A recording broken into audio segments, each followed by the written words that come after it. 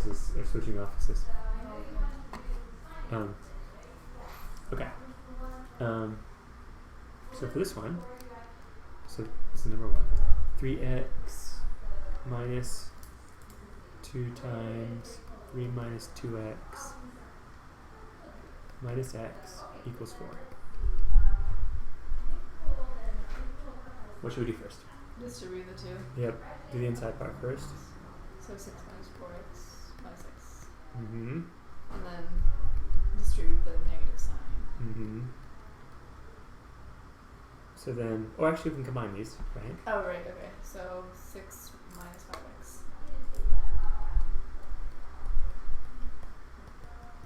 And then 3x minus 6 plus 5. So you got this. We can Yeah. blast through this one, yeah. Okay. pretty simple.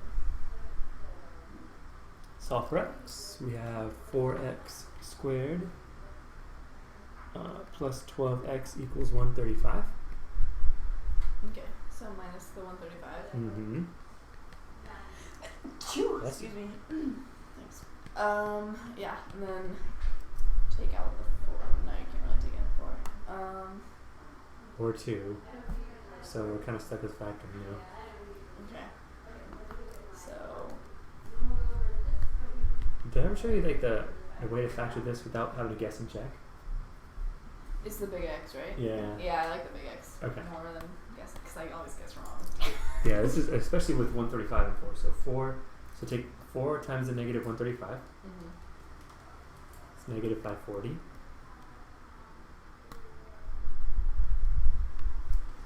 Okay. So we're going to find 2 things that multiply to be negative 540, but also add it to be 12. Mm. Oh my gosh. Okay, so let's just divide it by 30. Oh, got lucky. 30 times 18. I've never done that before. That's well, that's not true. I actually had to. Alright, so 30 and negative 18. Yeah, I got lucky. So then it would be 4x squared Mm-hmm. plus 30x minus 18x plus 12. Oops. Yep. Plus 12. Minus 135. Right. Okay, what's next? And then you do like factoring by grouping. Mm-hmm. So it'd be like 2x times 2x plus 15. Mm-hmm. And then, Probably minus 9. right. So 2x plus 15. Probably. Okay. Yeah, it is actually. Mm-hmm. So it factors into 2x minus 9, 2x plus 15. So then it'd be 9 over 2 and 15 over 2. Negative 15. Negative 15 over 2, yeah. So this one. Mm-hmm. Okay. Is this multiple choice like this on the exam? It is, yeah. Nice. So Yeah, but there's always these, none of these. the great thing about this is you can check your answer by plugging it back in, Oh, that's true, right? yeah. Even this one. And if you get stuck, just take some answers and plug them in. Well, these are fractions though, so never mind. But maybe. Okay, number 3.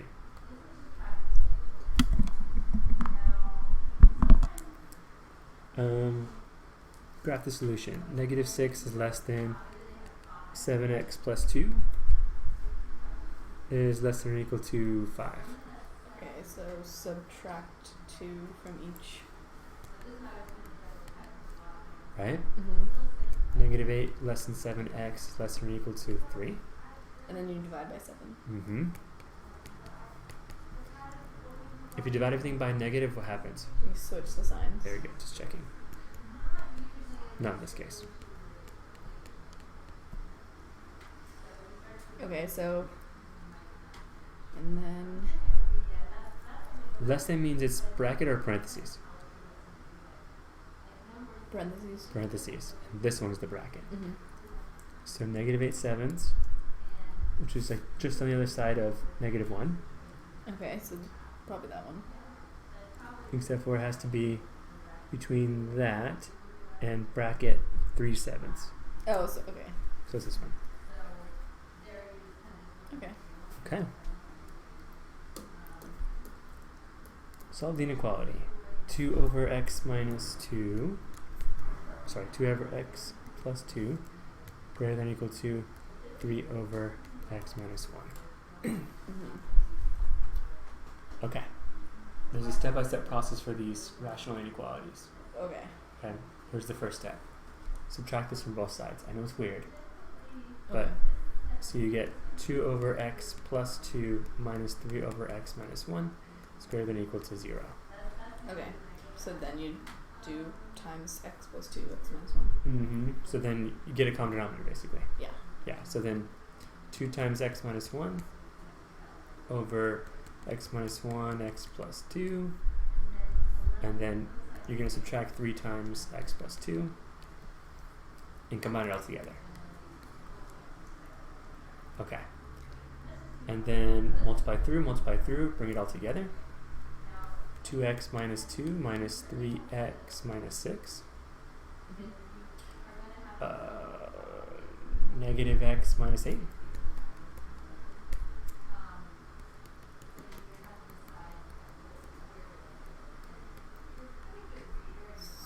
So does the denominator go away? Well, except for, in this case, here's what we have to do. From here, we have to get our critical numbers. Kind of like with derivatives, we have to get critical numbers. Our Okay. critical numbers are whatever makes the bottom 0 and whatever makes the top 0. Okay, so negative 2 and 1. Negative 2 and 1, And negative 8. negative 8. Those are our critical numbers. And now we have to test between all those numbers. Yeah, okay. Yeah. So, I hate these problems.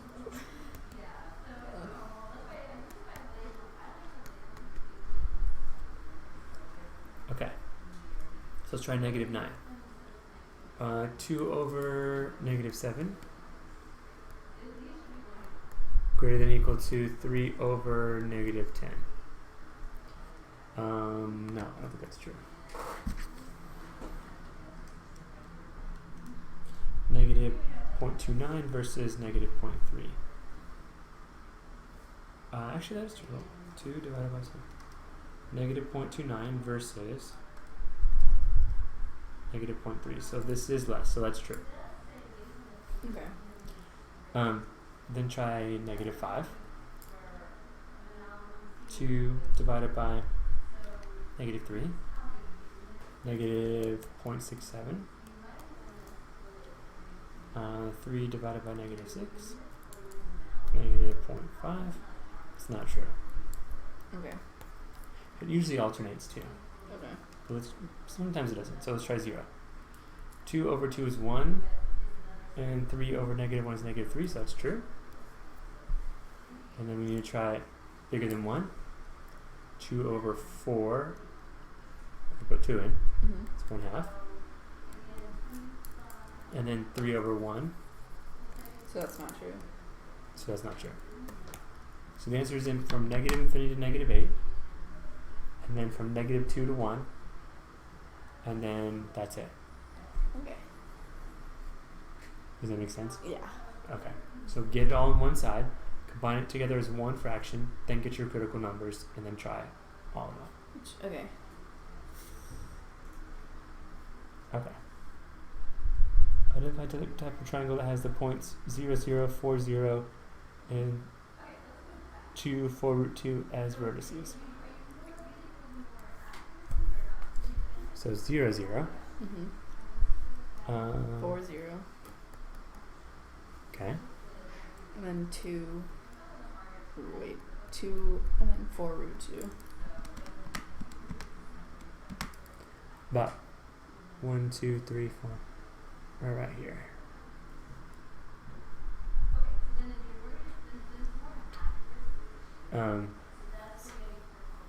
It's like Okay. an isosceles. It's probably going to be isosceles, yeah, because it goes exactly to 2 and exactly up, so these sides are going to be the same. Okay. Yeah. Okay. So it's a forward triangle. It's not equilateral. Not right. Scaling, no. Scaling means all 3 sides are different. Mm-hmm. So So that's right. How could you tell if it was an equilateral triangle?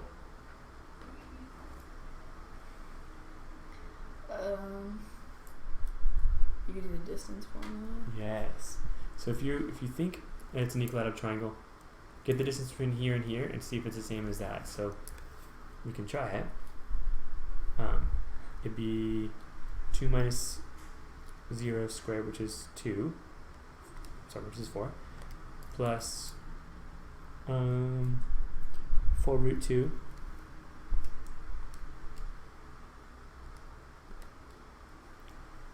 Minus 0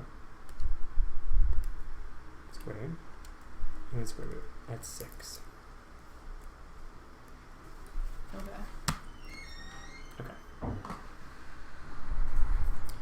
Okay. Find the equation of the line passing through the points 3, -2, and 5, 7. So you find the slope, and then you do like point slope form. So you plug in a point. Yeah, that's it. We can skip that. Okay.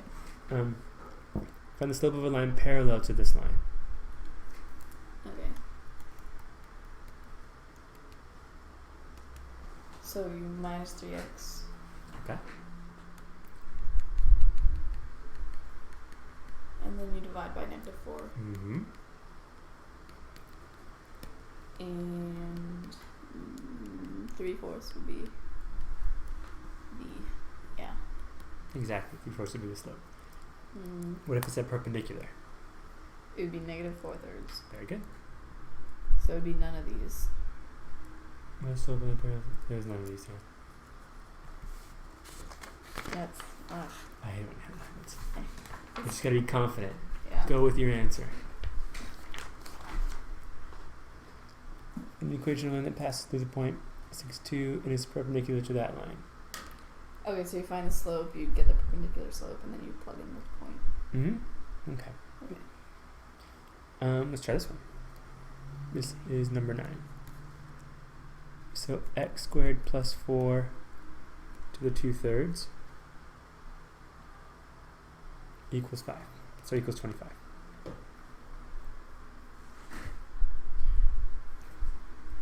Okay. What should we do? Isn't it like cube root squared? Mm-hmm. So it's kind of like the cube root of x squared plus 4 squared. Is that what you're thinking? Yeah. Mm-hmm. Okay. So you should cube each side. That's true.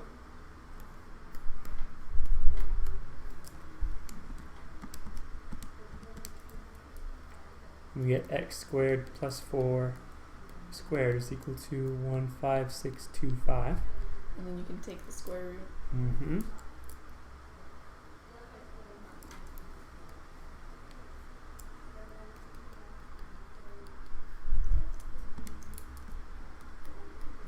I missed something. Plus or minus. Plus or minus. And then you subtract 4. Mm-hmm. So it could be 125 minus 4 or negative 125 minus 4. Mm-hmm. Okay, so this would be 21. square root of 121, yep. Which is 11. Or square root of negative 129. Not going to be possible. Okay. So we can throw that one out. And then... Okay, Yep. so it's just 11. That's just 11, yeah. Okay. It was 125, subtract 4, it's 121, and square root. Oh, it would be negative 11 and 11? Because it's like... Oh, because it's like another plus or minus there, yeah. Okay. Yes. Okay. Absolute value of x squared minus 2x equals 2x minus 3.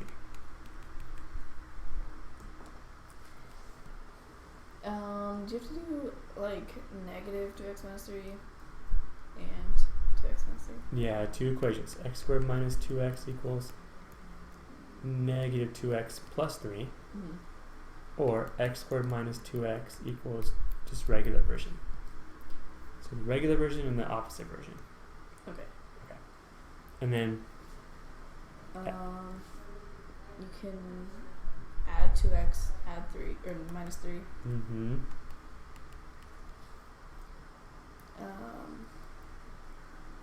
And do the same thing Mm-hmm. on the bottom.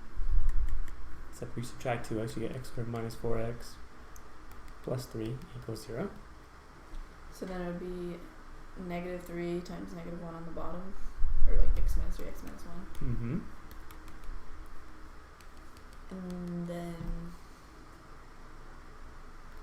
on the top, I guess it would be like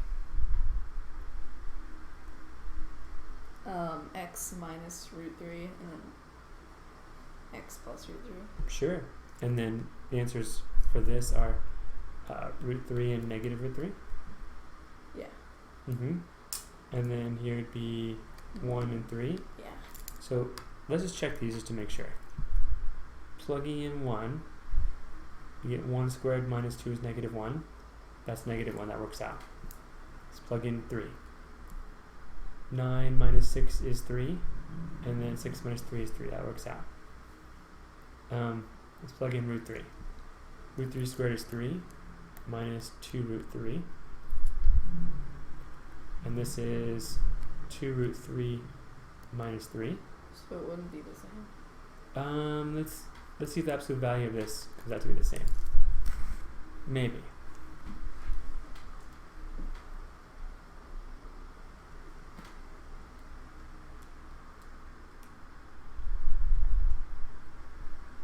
It is the same. Oh, really? Yeah. Okay. Let's try negative root 3. So negative 3 squared is 3. And then plus 2 root 3.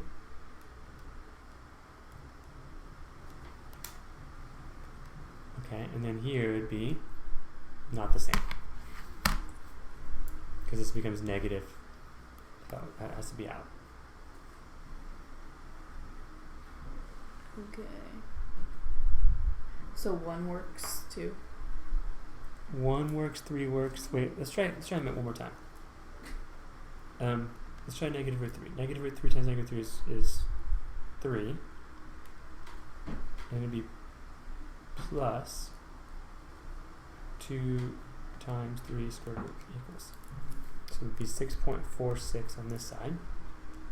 2 times 3 square root equals minus 3 equals. That doesn't work out. So negative 3 doesn't work out. Let's try the positive root 3 one more time. Okay. Root 3 times root 3 is 3. Minus 2 root 3. Absolute value.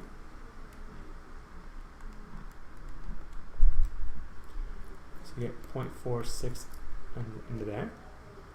And then 2 times 3 equals. This works, but the negative root 3 doesn't. And the 1 and the 3 also work. So I'm not too sure about that. With none of these. Is there an answer key for this? Yes. It's online. Okay. I think it's actually none of these. Okay.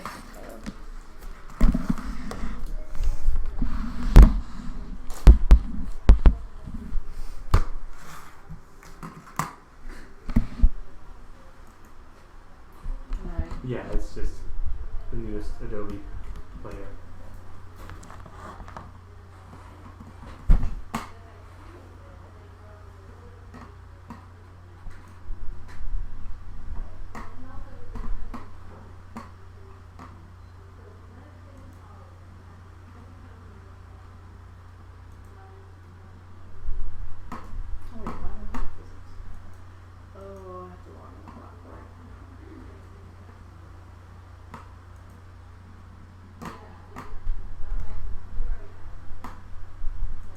Booyah.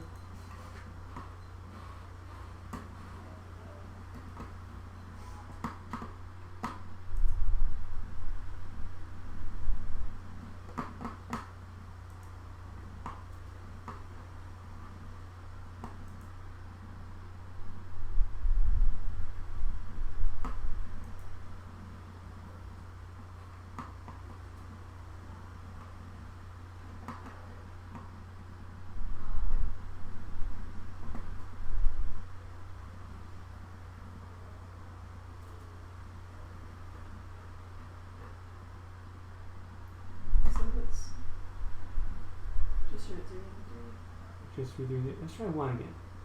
1 squared is 1. 1 minus 2 is negative 1.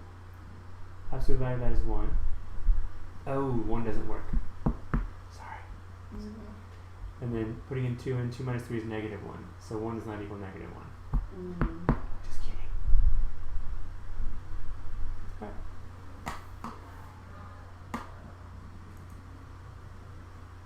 Times. Wait. Just go to the note. Alright.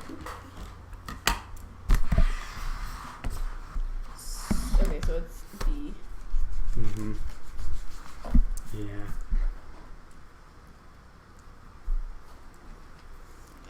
Okay. Determine which of the points does not lie on the graph. Start plugging them in. So do you just plug in like X for Y? Yeah, plug in X. I mean X for X and Y for Y. Mm-hmm. See if they equal each other. So, like this one. This one works, I think. That one works. I tried this one. This one works also. I promise. This time. Okay. Plug in negative 2. That's negative 2 times negative 2 is 4. That should be 1/5. So that's the one that's wrong. Okay. Determine the x and y intercepts of the graph of the equation y equals. Okay. So how do we get x? How do we get x and y intercepts? I was combining together so we can get them both at the same time. You said the opposite one equal to 0? Mm-hmm. So let's get the x intercepts first.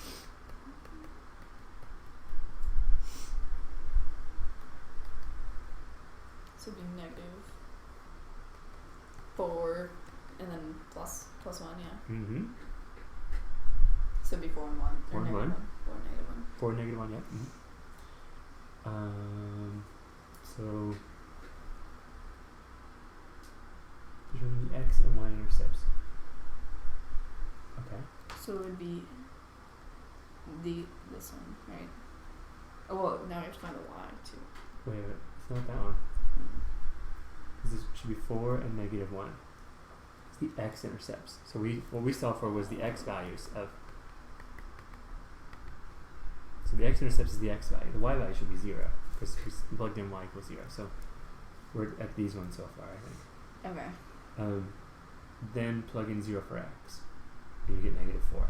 Okay. That's the one right there. Does that make sense? Yeah. Okay. Identify the type of or types of symmetry.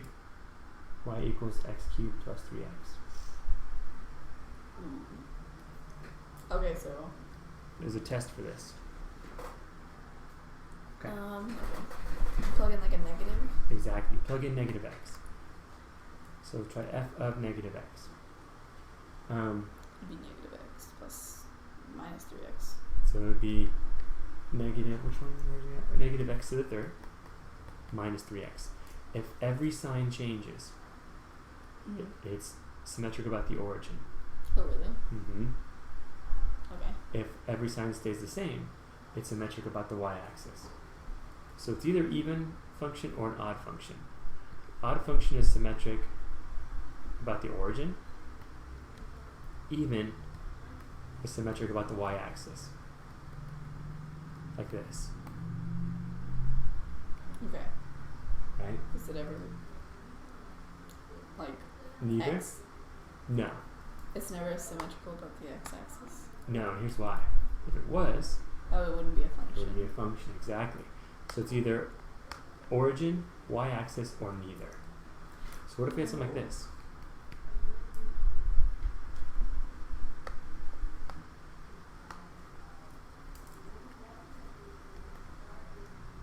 We plugged in negative x. So we get negative x to the third minus 3x, but then still plus 3. So it'd be Did symmetrical about the y. Did all the signs change? No. Did all the signs stay the same? So it's neither. Okay. Or it would look like this.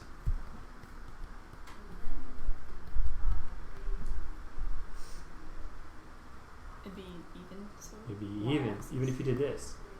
Plug in negative x, nothing changes. Okay. So this is symmetric about the y-axis, yeah. Okay. So, but it's the one we did was orange and Exactly. okay. Determine the standard form of the equation of the circle with a radius of 2 and a center of -1, 3. So it would be like +1, and then I feel like it's this one. I feel like it's that one too. Okay.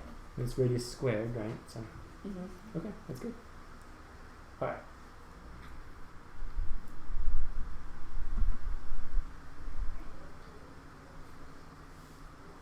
Do you know someone in your class named Brian? It's an Asian guy? Brian, is he a freshman? No, he's a sophomore. He's a sophomore. Okay. Because I remember going over this review packet with him. Anyways. Does he go to CCA? Mm-hmm. This exact, I remember it says Mrs. Newman on the bottom, and this, I went over these exact things. Brian. Never mind. It's probably in a different class. Maybe. I don't know. We have a pretty big class, so. Oh, okay. Yeah. And none of them are juniors. Except, like, I only know, like, 2 juniors Oh, really? in the class. It's so sad. I'm like, how are you guys so smart? Anyway. It's all good. Yeah, I can. Maybe there's one boy junior, and then me, 2 other girls, This guy's a sophomore. one other. So there's like 4 juniors, and then there's a couple sophomores. And the rest are freshmen. Okay. Anyway. The rest are freshmen. Yeah. What? Really? Actually, I think there's a couple more juniors, but one senior. I mean, as a freshman, I took geometry. Yeah, that's what most freshmen do. That's what I took. Crazy. And I took algebra 2 trig as a sophomore. Mm-hmm. And then when I got to my junior year, I took business math, which was like cheese math just to get my 3 years of math in. Because by that point I was like, I'm just gonna go in the Navy, and I don't care about school anymore. Which is kind of a bad thing, because when I went back to school, I had to start all over again. That's okay. Here I am, on top. All right, except for plugging in 1. All right. Okay, so your salary was $28,000 in 1995, so we have $28,000 in 1995, and $37,900 in 2004. Okay, if your salary follows a linear growth pattern, what will it be in 2011? So it's a linear means line. Mm-hmm. Okay, so what should we do? Is 1995 to 2004 equal, like, how many years is that? That is Like 9 years. Okay, well, 2004 to 2011 isn't 9 years, right? True. Okay, well, so 9 years. In 9 years, you get 37,900 minus 28,000. Very good. And what are you thinking about right now? What is that called? Like how much it increases by every year. Yes. And when you're thinking about a line, that's called the what? Slope. Slope. So in other words, these are like the x and y values. These are the points. Okay. So how do I calculate the slope then? Okay, so 900 divided by 9. Mm-hmm. So it'd be 1100 is the slope. Okay, so, and then you do 2011 minus 2004. What's wrong with me today?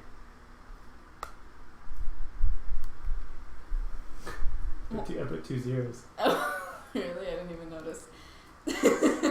Alright, that's it. I'm done. Rub my eyes. Wake up. I was working all day on my sprinklers. 2 of them were broken. Like 2 of them needed to be fixed. I had to dig them up. It's kind of gross though, because there was like spiders and snails and ants and all that stuff. I could dig up. Yeah. I was like, what's this crunchy thing? Oh, it's a snail. And I put it out. Yeah. Mm-hmm. And that little weird slimy foot thing comes out. Yeah. Snails are pretty gross. They are really gross. I've stepped on so many snails, like barefooted. That's It's the worst. Oh. It's really bad. Oh. And then one time Austin threw a snail at me and I caught it in my hand and I was like, ugh. And he started laughing. Because I didn't know what he was throwing. Here you go. He's like, and I was like, oh. Your natural reaction is to grab it, right? Yeah. Okay. All right. So let's set up our equation. This is the slope. Mhm. Okay.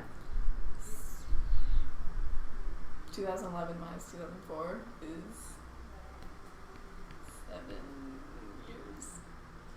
Oh, I see what you're saying. So 2011 minus 2004 is 7 And years. then you do like 7 times 1100, and then you add it to 37,900.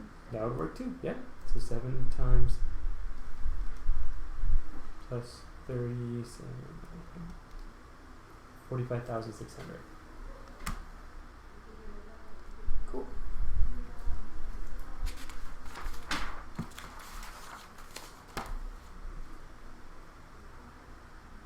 Okay. In which of the following equations is y a function of x? What does that mean again? Okay. What if I had something like this?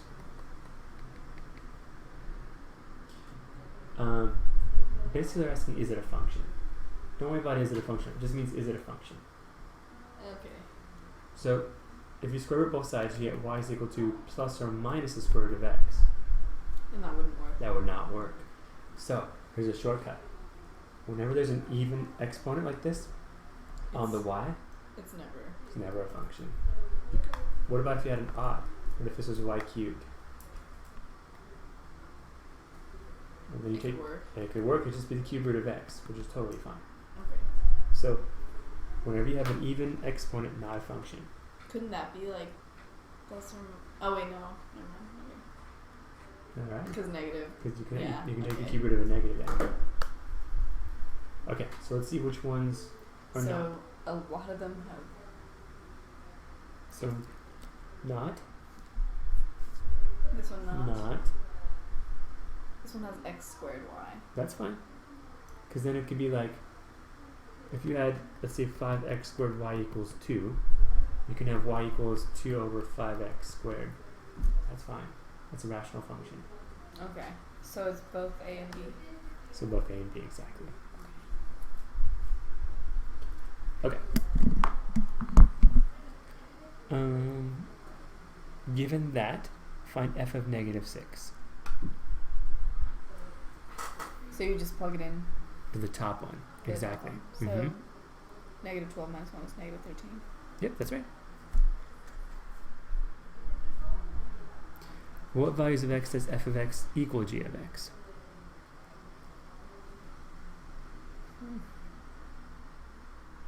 You just set them equal usually? Exactly, set it Okay. equal to each other. So x to the 4th plus 3x squared equals 7x squared.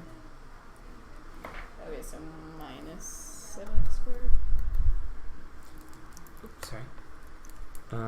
Yep, negative 4x squared. And then take out an x squared. Mm-hmm. And then it would be x plus 4, or x plus 2, x minus 2. So it would be negative 2, 0, and then 2. Negative 2, 0, and 2. Perfect, yep. Would be Okay. And once again, if you ever get stuck, you can just start plugging and chugging, right? mm-hmm. Okay. Alright, find the domain of the function.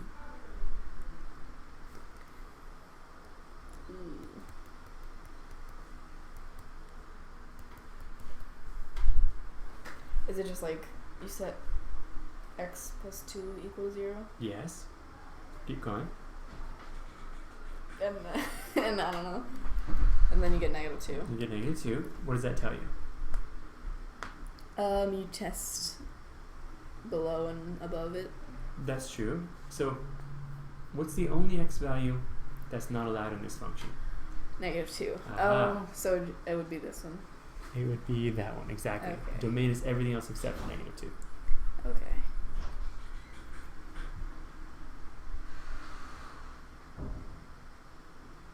Which one of these is a function? B. Exactly.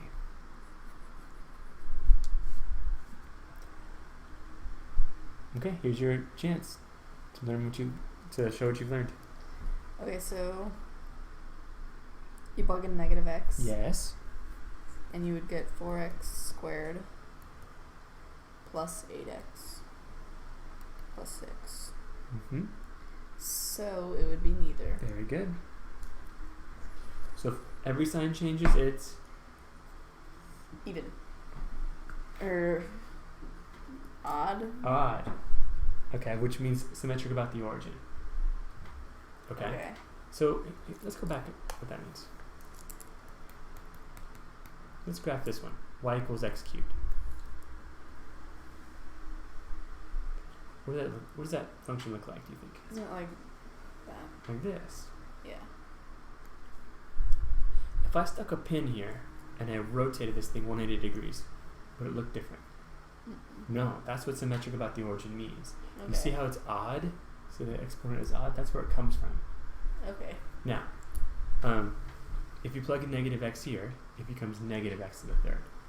Even if I did this, it becomes negative x to the third minus x. So if every sign changes, it's an odd function like this, which means symmetric about the origin. Okay. So O goes with O, odd and origin. Mm-hmm. Okay. It doesn't work the other way around though. Even in Y. Okay. Okay. So if every sign changes, Odd. and symmetric about the Origin. if every sign stays the same, It's even. and symmetric about the Y. and if only a few signs change, It's neither. it's neither. Very good. Okay. Describe the transformation to get from square root of x to square root of x minus 5.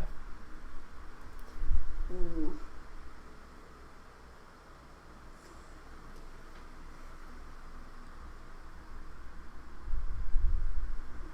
I think it's 5 to the right. It is 5 to the Okay. right. That's right.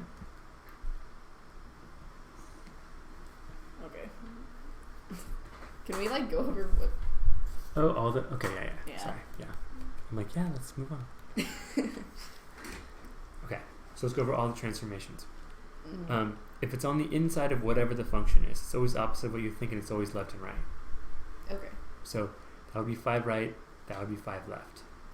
If it's on the outside, It's up and down. up and down, and it's exactly what you think. That would be Okay. up 2. That would be down 2. Okay. Let's go over the negatives.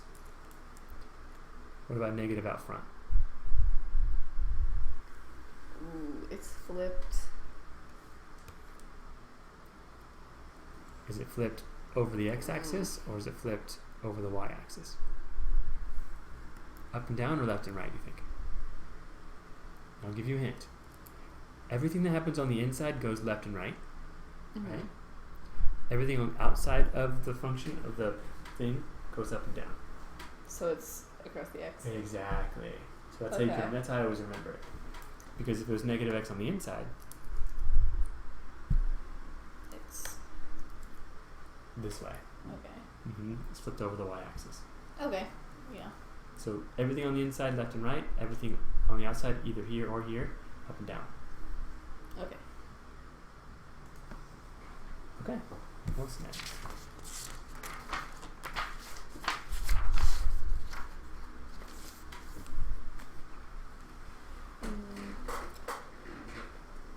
Alright, the point 0, negative 3 over 8 is on the graph of f. If g is the translation of f so that g of x is that, then the coordinates of the translated point are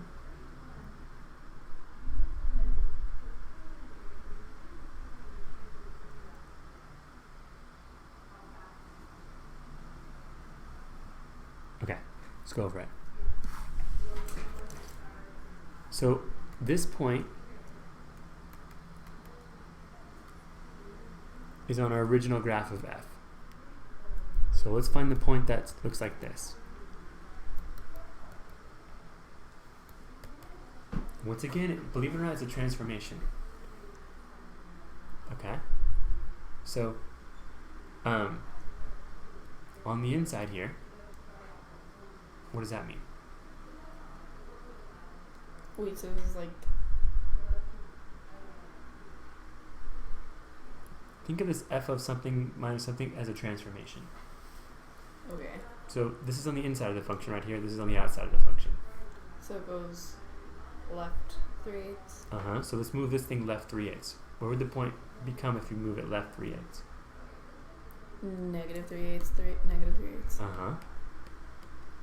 And then this means Down 1. So then And then it would be negative 11/8. there you go. Problem looks like that. Okay.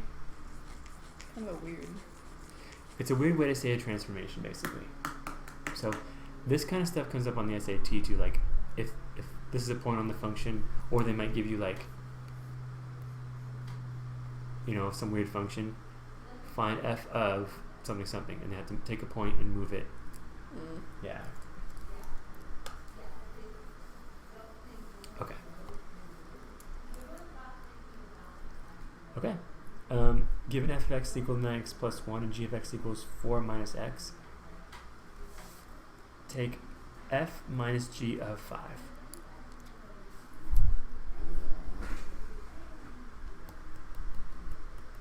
So does that mean you do g of 5 and then do f minus that answer?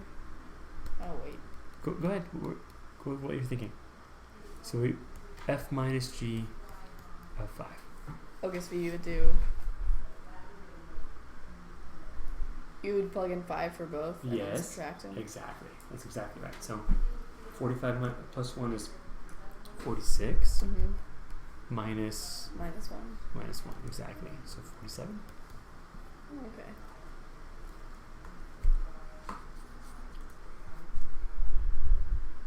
Okay.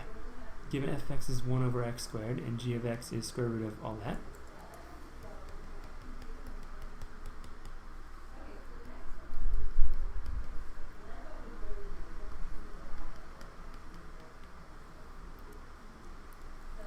find f circle g, not f times g, it's f circle g of x.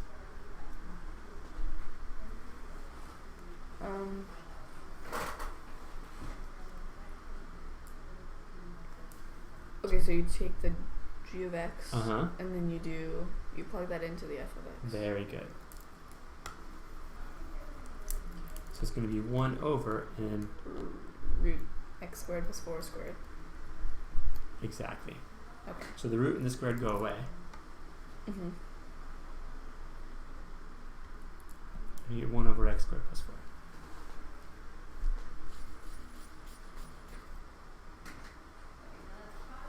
Okay. Graphically determine which sets are not inverses of each other. So I'm going to show you. Graphically means graph it. Right? Okay. But there's a faster way to tell if they're not inverses of each other.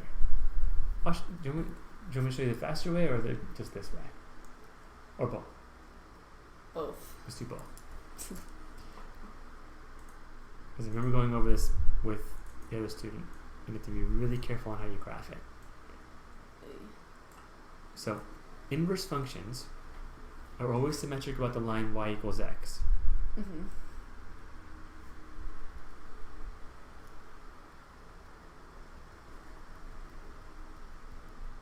So be very careful on how you graph this. So let's graph these two. 1/2 x minus 1.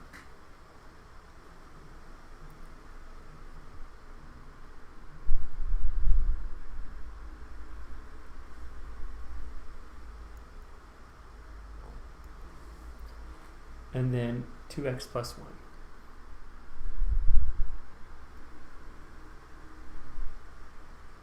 You see how they don't cross at the line?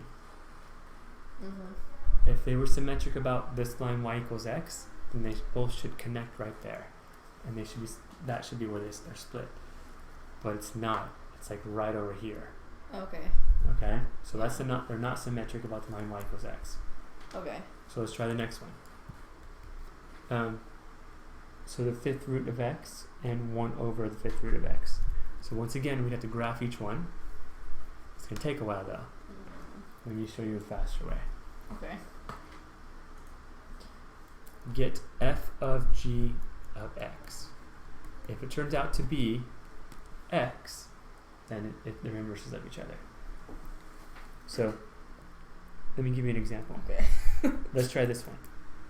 Let's take this and plug it in as that one. So then we'll get the fifth root of 1 over the fifth root of x.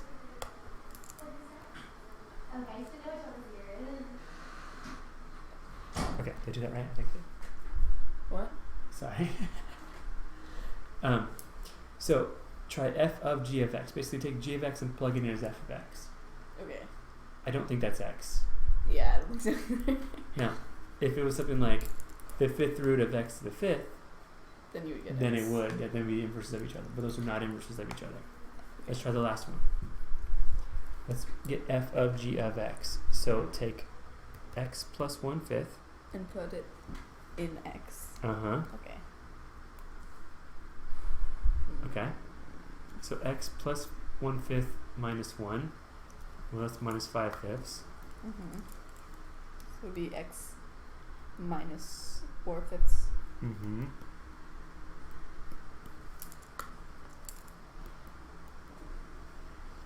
And then it would be x minus 4 over 5. Mm-hmm. Or 5x minus 4 over 5. It's not inverse either. Okay. None of these None are. of these. Oh my gosh. Why did I do this? What number is this? 11 on chapter. It's on page 4. Yeah, none of these are inverses of each other. Okay. Okay, but if they were, once again, you should get x as your answer. Okay. Okay. Okay. So find the inverse function f of x equals 2 over 3x plus 1.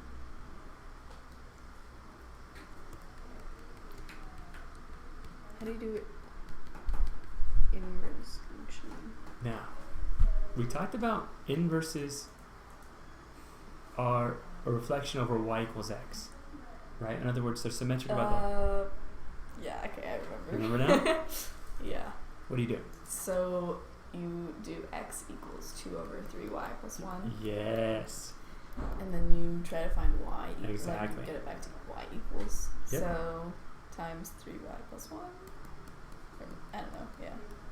And then do 2 over x minus 1. And then I guess divide by 3. Mm-hmm. So this could be 3x and 1/3. Mm-hmm. They might have got a common denominator together. Does not. Yeah, looks like they did. So this would be 1x and 3x. This would be 2 minus x over 3x. exactly.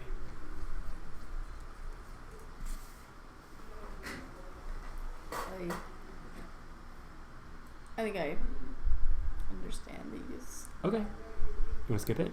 It's just where you plug this in for. Wait. Plug away in. Let's just do it. Okay. But Alright. F of x is equal to... I'm trying to get out of it too, but... they're so annoying. Okay. What is this telling me to do?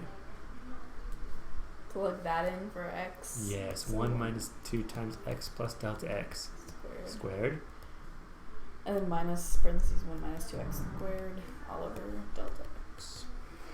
Bless you. Thank you. Okay. Yeah, and then you just. Yeah. I understand. Okay. You sure? Yeah. Alright. It's just a lot of work. It is a lot of work. Okay. Okay. Can we do this one? Yes. Ooh, I think it's factor by grouping. It is. Looks like it. Okay, so x squared.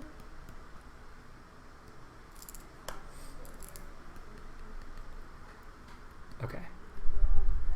Let's take an x squared, x minus 7. And then negative 4.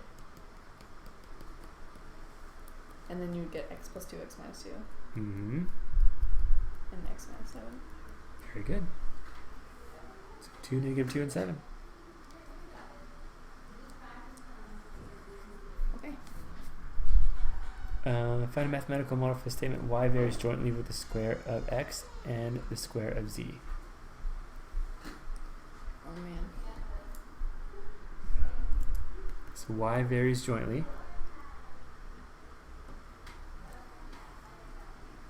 with the square of x and the square root of z. This one? That's the one. Varies jointly means k. Square of x, square root of z. Now what if it's inversely? So it'd be kx squared divided by root z. Yeah, so if it said directly with x squared and inversely with root z, the inverse is on the bottom. Yeah. Okay, very good. There.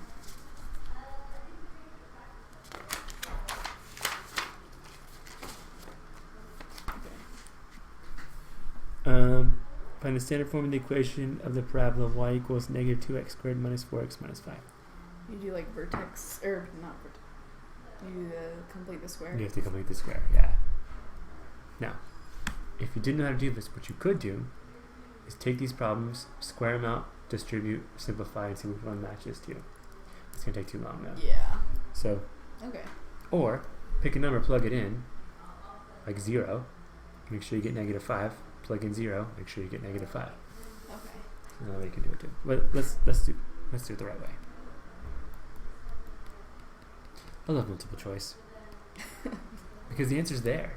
You just gotta find it. Yeah.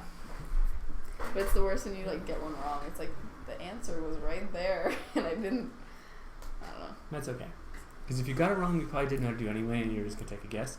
Better guessing than not knowing how to do it. Mm-hmm. But then if you kind of knew how to do it, then you lose points because you can get partial credit for kind of knowing how to do it. Yeah. Anyways, I'm moving on. Okay, what should we do first? +5. +5. So we got y plus 5 is equal to -2x squared minus 4x. And then take the -2 out. Mm-hmm. And then. Yep. And then you add 1. Uh-huh. And then you subtract -2 from the other side. Very good. So it'd be y plus 3.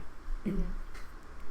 And then you do x plus 1, x plus 1. That's weird, yeah. And then minus 3. minus 3, yeah. Very good. You got it. Okay.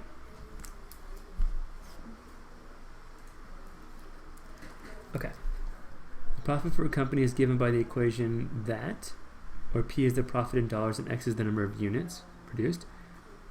What production level will yield a maximum profit?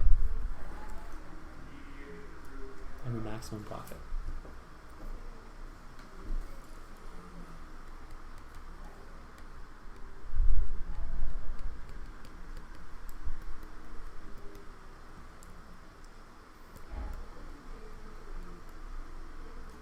What do you think? I don't know. How do you usually find the maximum of anything in general? Any graph, any function. You like plug in numbers. You could plug in numbers, and you can plug in, all these values, and then it'll see which one will give you the maximum. Yeah. Let me give you another hint. Okay. Looking at this, what's the shape of this graph going to look like? Parabola. It's a parabola. Is it going to be like this or like that? Well, since it's a maximum, it's going to be like that. Yeah, and there's a negative out front. That's another hint. Yeah. It's going to be like this. So we're finding this. What is this? Vertex. It's the vertex. How do you find the vertex? Get it in vertex form. That's one way you can do it. There's a fast way you can do it. And there's one or two ways. You can do it the calculus way, or you can do it a formula way. There's a formula to find any vertex. I totally forgot. Negative. B over 2a. Yes. Okay. That's what they're looking for. So they're looking for the maximum, which means vertex. It's going to be negative b over 2a. So negative 140 over 2 times negative 0.002. Exactly. So remember, this is only for the x value. Mm-hmm. So we have to go back and see what they asked for.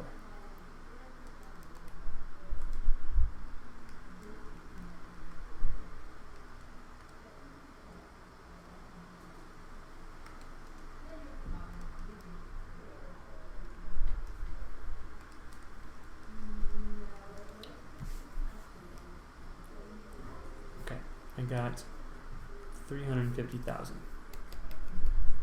Okay. Now, this is X. So, P is the profit, X is the number of units produced. What production will yield a maximum profit? So that's the answer. Exactly, so it is X. If they said, what is the maximum profit, what would you do?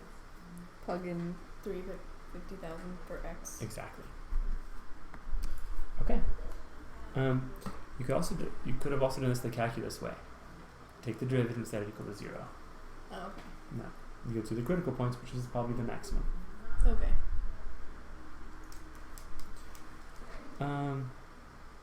Determine the left-hand and right-hand behavior of the graph f of x equals 3x to the 5th, let's say? Yeah.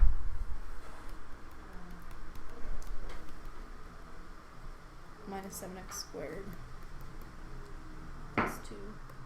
You're breaking my chair? I'm sorry. It's okay. It's not my chair anyway.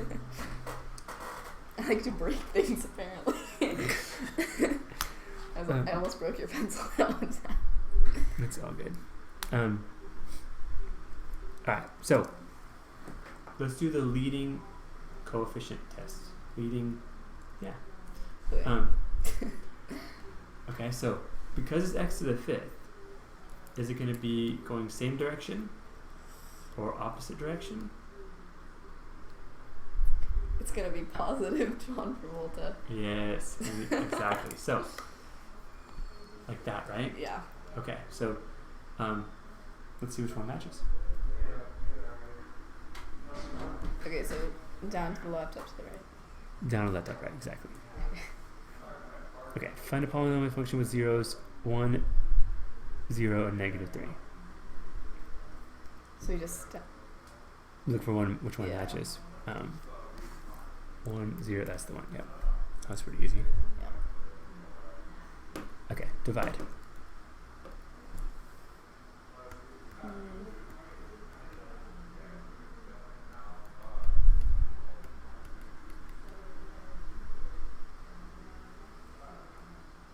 Okay.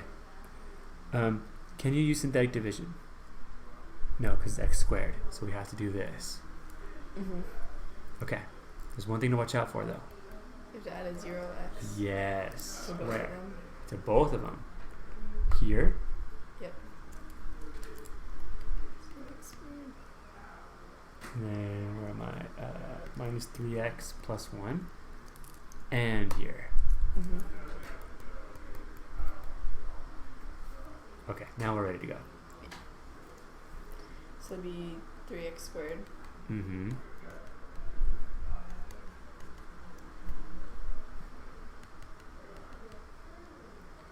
I usually change the sign and add. It's much easier to do it that way.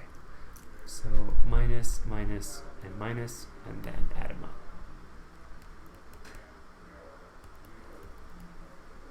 Then bring this down. And then 2x. Mm-hmm.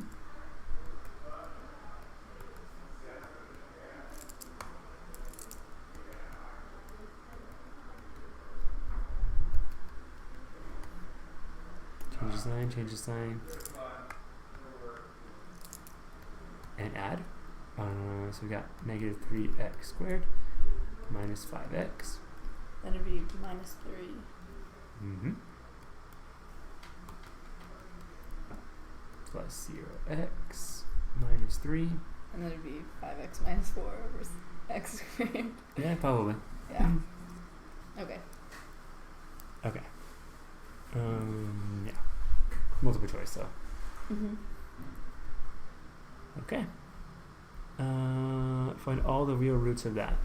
Roots mean zeros. So basically just find the zeros in that. Okay.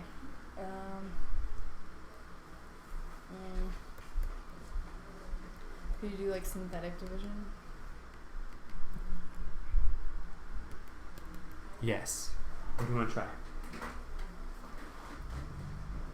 1. Yeah, it looks like it's gonna be 1 or negative 1 because it's like 5, 5, 1, and 1. So Yeah. like, I don't know. Let's try 1.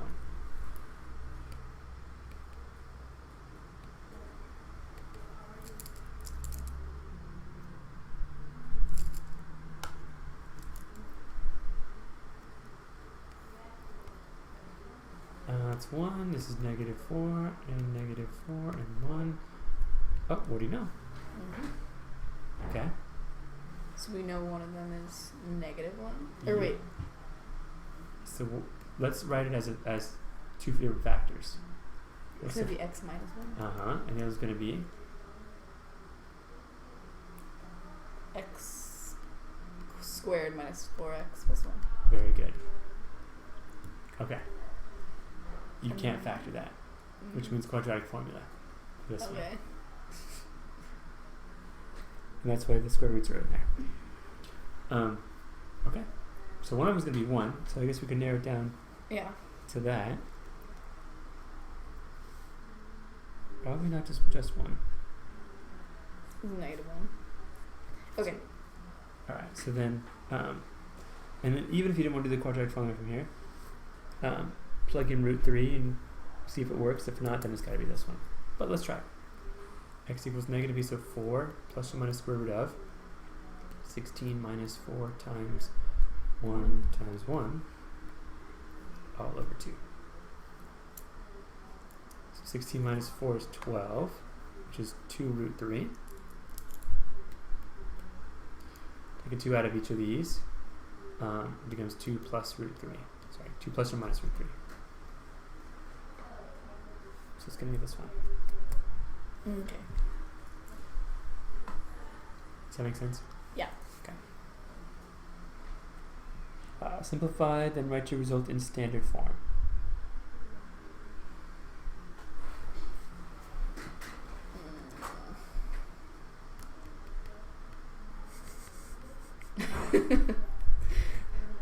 I'm not looking forward to this final. It's tomorrow. Yeah. That's tough. Last day too. Mm-hmm. Last day before break. Big long final. Yeah, and then in yearbook though, because we don't have a final, and we just send the yearbook off to get like published. Mm-hmm. We're gonna order food, and then we all get to eat our food in class and like throw a party. But Nice. so then after that, there's a dive meet, so it's just like. So you're gonna be drained. Yeah. After the dive meet, I'm just gonna like go home and sleep And then pack. and eat. Yeah. Yeah. And then pack, and then leave. You're leaving Sunday. Yeah. Okay. Sunday early morning. Wow. Yeah. It's not that far of a flight, right? Like 3 hours. It's like 5 hours. Oh, okay. Yeah, so it's kind of. But I'll bring my laptop and DVDs. It's Yeah. always. I love doing that. Like, not watching a movie on a flight is terrible. Mm-hmm. Or having something to do. Yeah. Okay. Here we go. Okay, so 4 minus 5i Uh-huh. plus 2, 3 times 3i Mm-hmm. So So 6i. 6i. Mm-hmm. minus 4i plus 7. So it'd be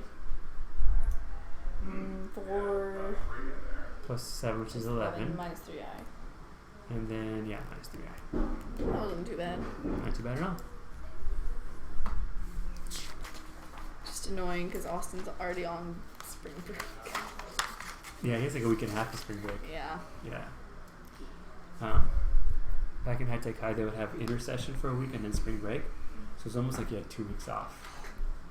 That's so nice. And then intersession was like when everybody goes on field trips for a week. So like, Oh, really? so every teacher takes a group of students, let's say like 5 students at a time, and Where'd they go?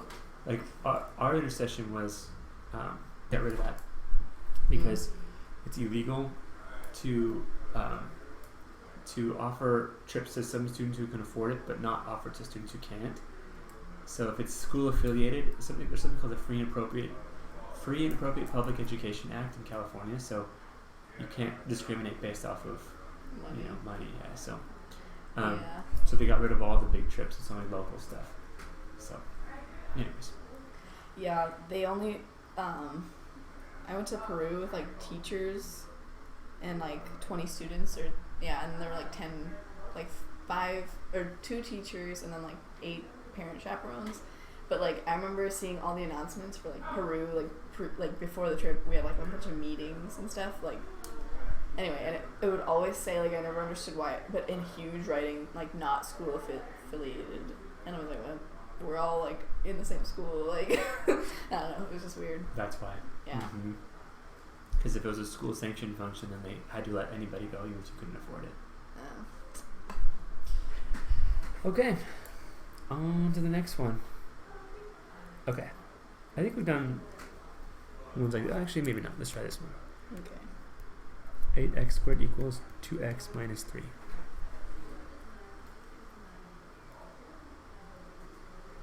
So subtract negative 2x Mm-hmm. and then plus 3. Mm-hmm. And then do the x, the big X. Mm-hmm. And then it'd be 24 and then negative 2, so then it'd be like 8 and no, it wouldn't. No, you 6 can't. and 4. 6 and 4 work. Yeah. Ooh, but wait, no. Because it has to multiply to be positive 24. Oh. So the answer is you cannot factor it. Okay, so So then what? quadratic. Quadratic.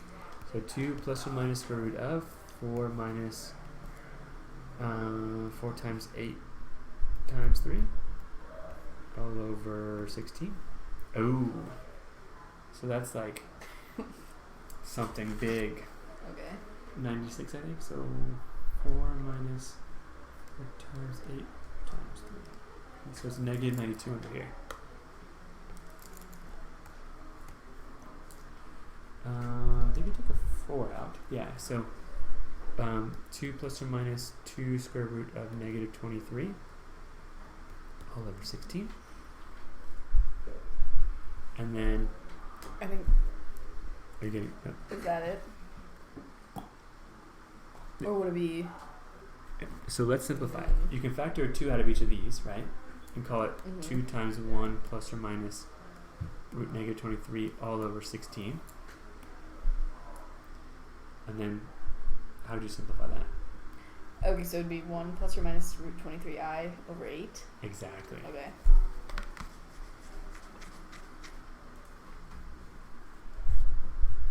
Okay. Rising product of linear factors. That one you just like factor it, right? Like through synthetic division. Exactly. Yep. Okay. Once you find something, go to synthetic division, keep going until you get all the factors out. Okay. Find the vertical asymptote or asymptotes. That. Yes. Okay. What if it cancels? Then it's a whole. If it's a whole. Okay. Let me pause real quick because, okay. Find the horizontal asymptotes or asymptotes. It's like the Saab's Boston sauce. It is. So what's the dealio in this So case? it'd be 1. It would be 1. Yeah. That's right. Okay. I'm gonna contact that person that made that up. Yeah. And tell her I've been using it and thank her and ask her how college is going, and keep making up stuff like that because it's helpful. It really is. Because I know a lot of people who always forget like which one's which. Mm-hmm. It's like Saab's Boston sauced. There you go. You sobs if your Boston is sauced, and you can actually kind of remember it. Yeah. Okay. Match the graph. Okay, so match the asymptotes is really what they're saying. Okay, so the vertical asymptote. Alright. Use a graphing calculator to graph the function blank and estimate the limit as x approaches 2. We know a lot of graphing calculators, right? Right. So probably they just mean what's the limit as x approaches 2. Okay.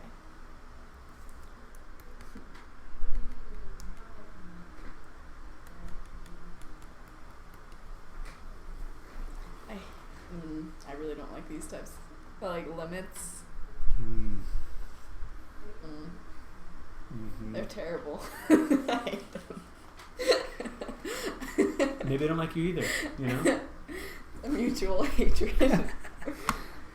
Okay, this one's not too bad. First thing you should always try when you're testing a limit is Plug it in. So you got what? -4 -8 or +8. +8, which is 4. that's the answer. Oh, okay. Okay.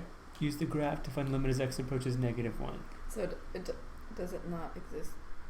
Well, it doesn't. The y value doesn't exist, but remember, the limit is what you're approaching. Are you approaching something from both sides? Yeah. Yes. What are you approaching from both sides? What y value are you approaching? -1. -1. So, as long as you're approaching the same thing from both sides, it's fine. Okay. The limit exists, and that's what you're approaching is the limit. Even if there's a hole? Even if there's a hole. So, if you have something like this,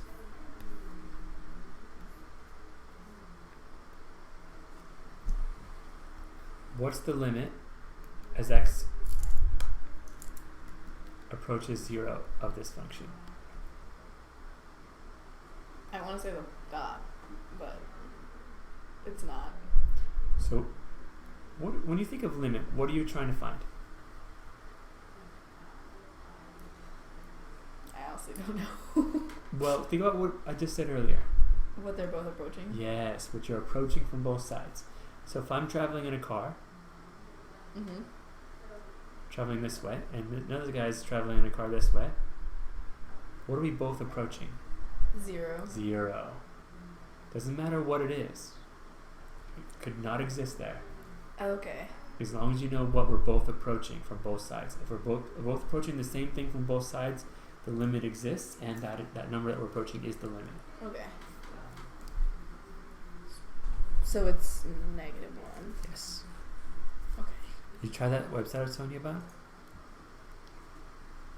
calculus-help.com. It has good videos on limits. So, if you get time tonight, calculus-help.com. And there's a lot of really good videos on limits. Like lesson videos on all that kind of stuff. Okay. Calculus-help.com. Okay. Trust me. Okay. How can I trust you after you plugged in one wrong? Even good videos on like derivatives too. Okay, I'll just write that down. Calculus-help.com. Yeah. It's the same guy who wrote the Calculus for Dummies books. Oh, okay. Yeah, so he's a pretty smart guy. Anyways. Find the limit as x approaches 1 of that. So you just plug in 1? You plug in 1. 1 + 1 - 2 is 0 over -2, so 0. Totally. Alright. Find the limit as x approaches 5. So 2 times 25 is 50 minus 1 is 49, so plus or minus 7. It can never be negative, can it? Someone's calling me from California. Well, let's see. What's the square root of 49? 7. Not plus or minus 7? Plus or minus 7. 7 was right. 7. What's the square root of 4? 2. 2. Just 2. Now, when you have x squared equals 4, then you do plus or minus when you take the square root. Okay. But you put the plus or minus out front. Ignore the plus or minus. What's this? 2. Yes. So. Okay. So just 7. Just 7. Okay. And by the way, you can't approach two things, or else the limit doesn't exist. Okay. So when you get these limit things, it should be one value or doesn't exist. That's it. Okay. Does that make sense? Yeah. Okay. Find the limit as x approaches 0. -2. These are really easy. Like for these types of questions. Yeah. These are not too bad so far. Oh, and then now it gets difficult. Okay. Yes, because you get 0 on the bottom. Mm-hmm. So what should we do?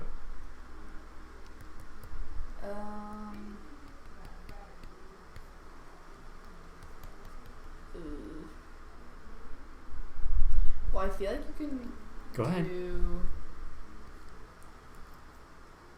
can factor the top. Yes. So then you would get x minus 9, x plus 3. No, x plus 9, x minus 3. That's exactly right. And then an x plus 9 will cancel. Yes. And then you're left with 3. And then what do you do next?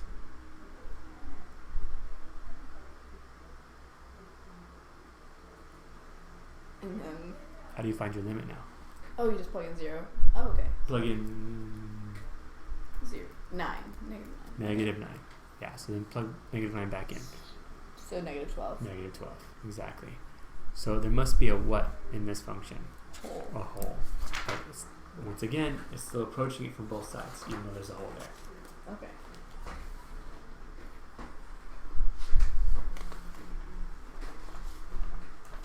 Okay. Find the limit as x approaches 0.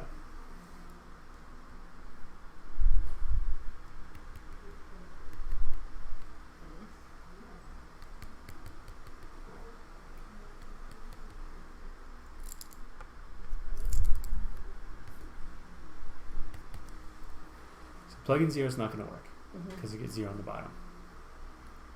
So, how can we fix this? What's your hunch? You get a common denominator on the top. That's what I would do. So then, 3 minus x plus 3. So then x plus 3 here, right? Yeah.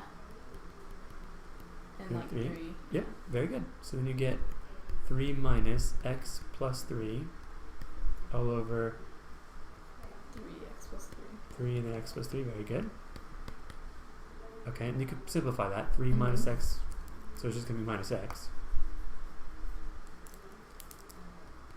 And then times it by 1 over x. Mm-hmm. And then the x's cancel.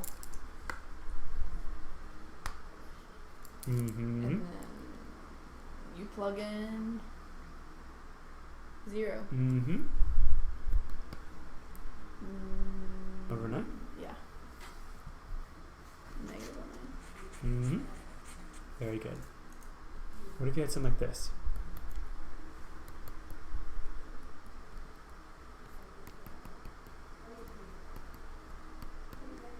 You'd have to do square root of x plus 2. Mm-hmm. And then you'd get x minus 4 on the top. And then... Keep it x minus 4. Yeah. Don't distribute the bottom. Okay. And... Okay, so then you just get 1 over... Mm-hmm. And then you plug in 4. Exactly. You should get 1/4. Yep. Okay.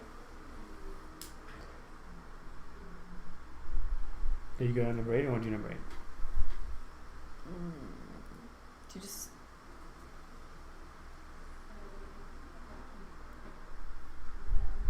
You just, like multiply it out and then take a high x out of it. No, I don't know. Delta x, you mean? Yeah. Yeah, so let's try it. So 3x plus 3 delta x minus 5 minus 3x plus 5. Okay, so this cancels out with that, and this with that. You get 3 delta x over delta x. And then you just cross them out. Okay. So the answer is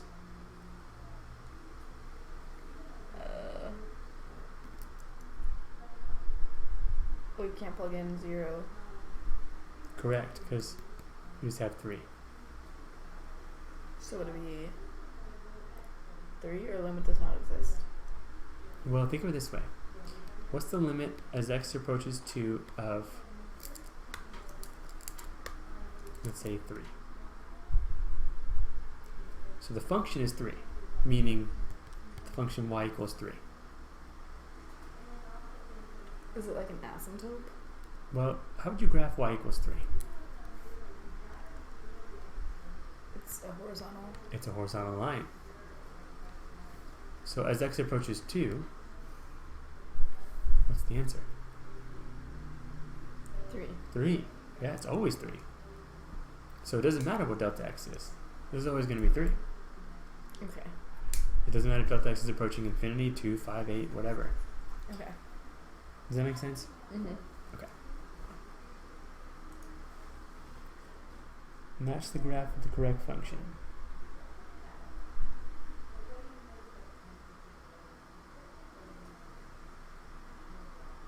Let's rule some out. It looks like the line with asymptote, y-intercept of 3 and slope of 1. Mm-hmm. So it looks like x plus 3, but there's a hole there. Yeah. That doesn't have a hole, so we can rule that one out. Mm-hmm. This would have an asymptote, Yeah. horizontal and vertical. This does not. Rule that one out. So now we're in between these two. What should we do? Factor the bottoms and top. Exactly. So let's look at C. X minus 1 over x plus 3, x minus 1. Get 1 over x plus 3. Now, this is what the graph should look like. Does it look like 1 over x plus 3? That was weird. Oh, I stepped on the cord.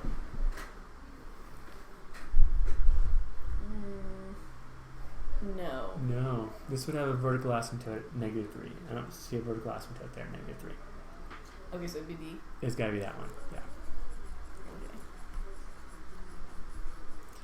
And that, once you factor and cancel, you still get it like 5 million times. Just in case.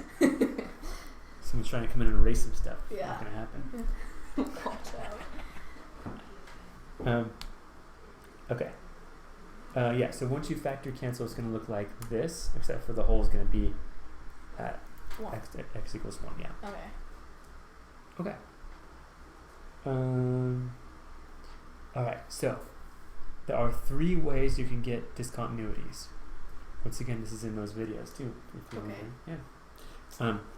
You could have a point discontinuity, sometimes called a hole, right? Or it's called removable discontinuity. Either way, it's a hole. Okay. You can have a jump, like this. Mm-hmm. So if you had something like f of x is equal to square root of x plus 1, sorry, absolute value of x plus 1 over x plus 1. Okay. It's going to be positive some places, it's going to be negative some places. But it's going to jump. Okay. Okay, so that's a jump, that's a discontinuity. So you can have a hole, like this, a jump, or an asymptote. Okay. Those are the kinds of discontinuities. Now, so let's look for each kind. Okay, so the first one is definitely What? not continuous. 'Cause Correct. It has a vertical asymptote. It has a vertical asymptote at x equals 3. So there's a discontinuity at x equals 3. Okay? Mm-hmm. To see if there's a jump, let's see if these connect. Because if they don't connect, one that kind of looks like, I don't know, like this. But the other one looks like this. That's a jump. Okay. Does that make sense? Yeah. So how can we tell if they connect? Ooh, they do connect because they're both. One of them's less than 5. One of them's more than 5. Those are the x values, right? But these both have the same x value. There's a jump. There's a jump. What's different about these? The y values. Aha. So how can we tell if they connect? Plug in 5. Yeah, plug in 5. Exactly. But they do connect. They do connect. Okay, so there's no jump. So Okay. far all we have is the asymptote with no jump, and the next thing is a hole, and then there's no holes. Okay, So- so 3. Just 3. Yep. Okay. Okay. So next is determine the values of c so that the function f is continuous, which means determine the value of c where they'll connect with each other. Okay. Okay. How can we figure out where those two functions connect? Well, -1 works. -1, yeah. So plug in -1, you get 1. -1, you get 1. Mm-hmm. So there you go. So And 3, I think, works too. 3 works too. Okay. Yeah. I think that's it. That's it. Yep. So that's the one. Okay. Yeah, it's nice having. The answer is there. Now, what you're supposed to do is set them equal to each other. Okay. But yeah. Okay.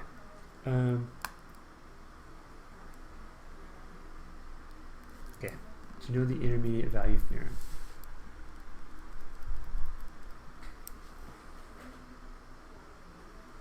There's one in between. There you go. Exactly. So it says, graph it. Then use the graph to find the interval for which the intermediate value theorem guarantees the existence of at least one number c where there's a 0. Okay. How can I tell if there's a 0 in between two values of my function? Crosses the x axis. There you go. So if I plug in 1 and I get a negative number, if I plug in 2 and I get a positive number, there must have been a 0 between 1 and 2. Mm-hmm. That's how I can tell if there's a 0. Plug in one Okay. number, you get a negative. Plug in one number, you get a positive, or vice versa.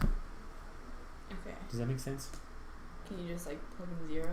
Well, you have to plug in the stuff they give you here. Okay. So plug in -1 and 1. Let's see. So plug in -1, you get... -1 plus 2 minus 5. Mm-hmm. That's a negative number. Mm-hmm. Plug in +1. 1 minus 2 minus 5. Also negative. So no, that wouldn't work. Okay. that's not going to work.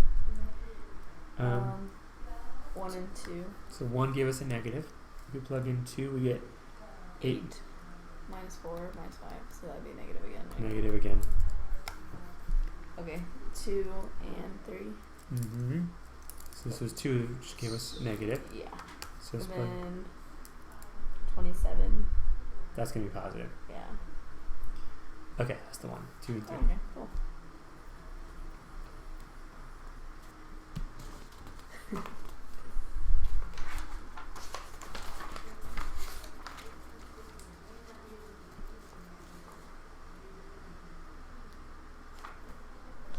Okay.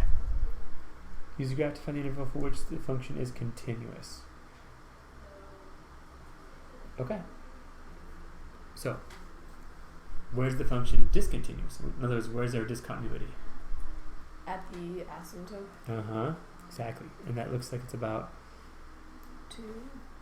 2. Yeah, there you go. So it's just this one. Exactly. Okay.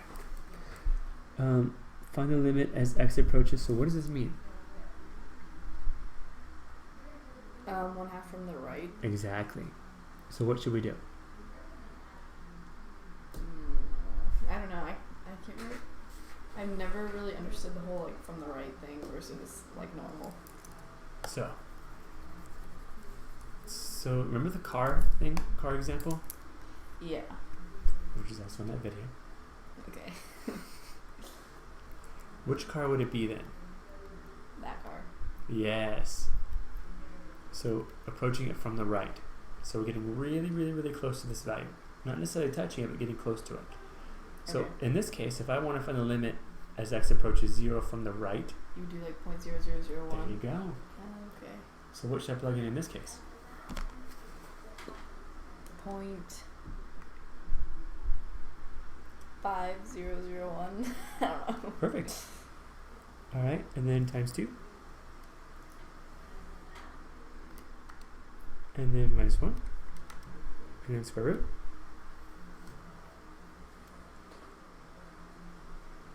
So it'd be 0. Probably 0. Okay. Yeah. Okay. What about if I tried it from the left? Let's try that. 0.499.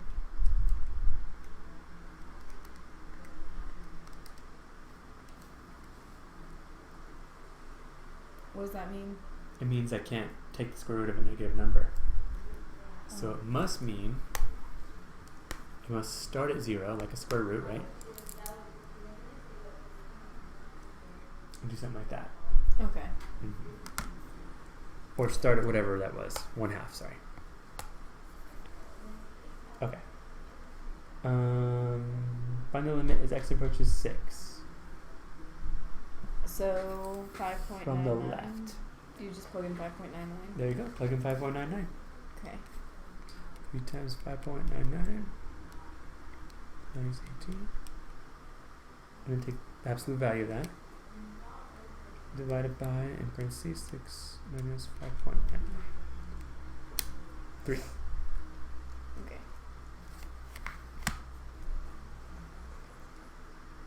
Now, what if it said find the limit as x approaches 6? Then you'd have to. What? Could you plug it 6 in this case? No. No. So, one thing you could do is try it from the right and try it from the left. Okay. So how do we know if the limit exists then? They equal, similar. Exactly. They should be approaching the same thing. So, and they won't actually in this case. From the left it's going to be 3, from the right it's going to be negative 3. So, do absolute values always are they always like that? they're always like Okay. that. Yeah. They always look like this, where it's like, okay.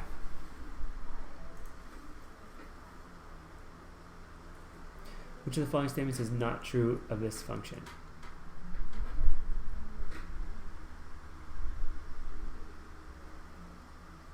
Is it continuous at x equals 10?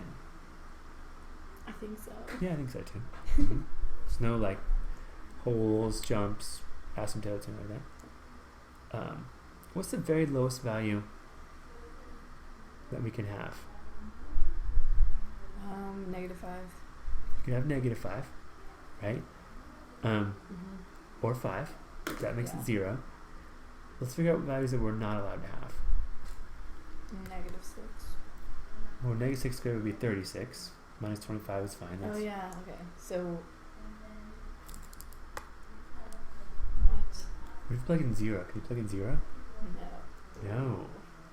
So in other words, this inside here has to be greater than or equal to 0. Okay. So if you factor that,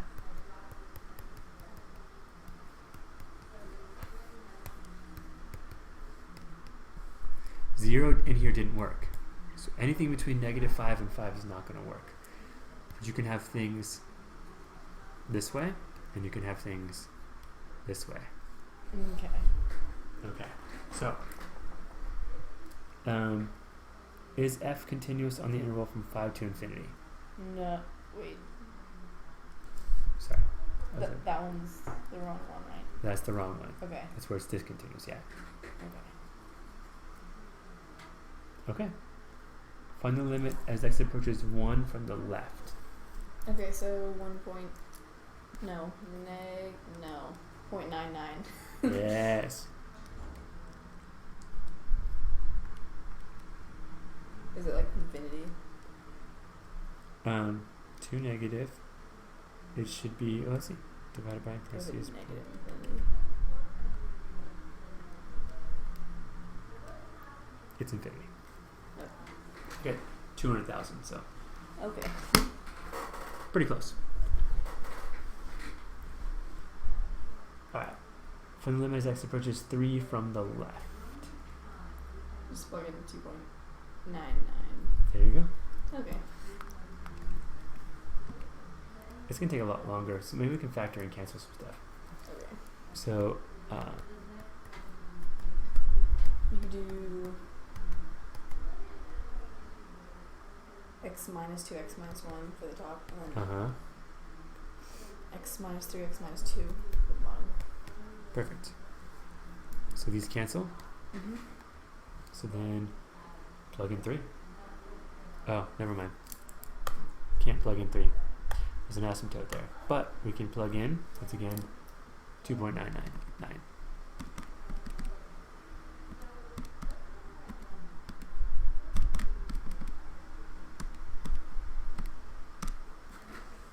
Negative 2,000. So I'm thinking negative infinity. Okay.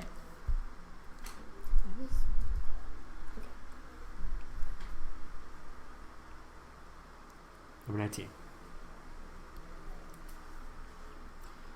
From the vertical asymptotes.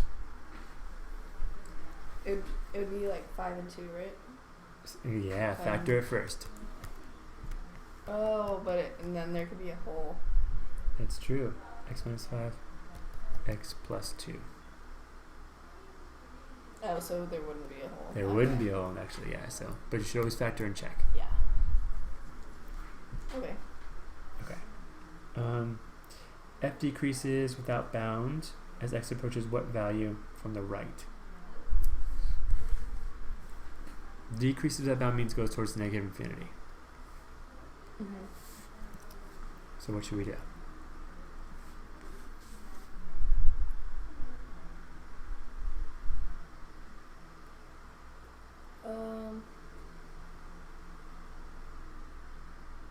I don't know. Well, x approaches what value from the right? So plug them in. Plug what in? Any of these. Okay, but if we plug some of these in, like plugging in 3, it's going to make this 0, which is right. Mm-hmm. Because what is this? What does this tell you? It's an asymptote. Yeah, vertical asymptote. What happens at a vertical asymptote? It like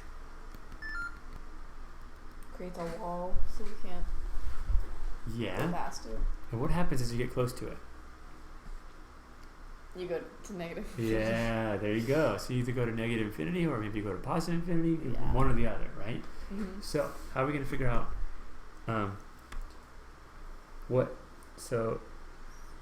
where the y decreases without bound as x approaches what value from the right?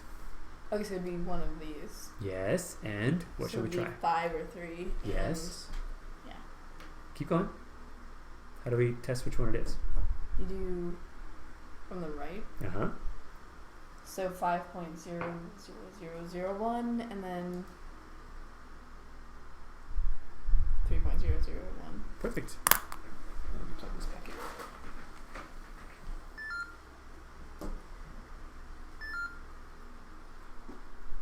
I don't think the side of the plug works very good. Oh. There we go. That's spark. It's crazy. I almost died. I almost died the other day. What happened? It's such a pathetic. Okay. Okay, so we gotta try each one of these. So let's try 3. Now you can kind of figure it out. 3.01 will make this positive. It'll make this positive too. So Mm-hmm. that's not it. 5.01 makes this positive, but makes this negative. So it must be 5 on the right. Okay. Does that make sense? Mm-hmm. Mm. Did you already try these? I think so, yeah. Alright. It might be wrong. Determine the slope of the indicated point is positive, negative, or 0. That's right. Mm-hmm. Find the slope of the graph at the point A, F, A. So it should be 2A minus 2. Yeah, that's right. Use the graph to How determine... do you do this one? I don't know how I did that. Oh, I think I alright. guessed. That's a good guess then. When they ask for... So you might hear of one of 3 ways. Slope of a tangent line. Instantaneous rate of change.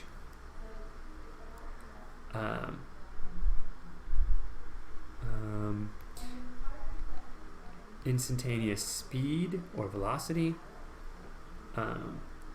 What does that mean? All that stuff. The slope.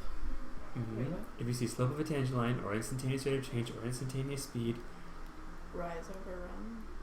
but instantaneous, right? Or like, A point? I don't know. yes, keep going. At a point. Oh.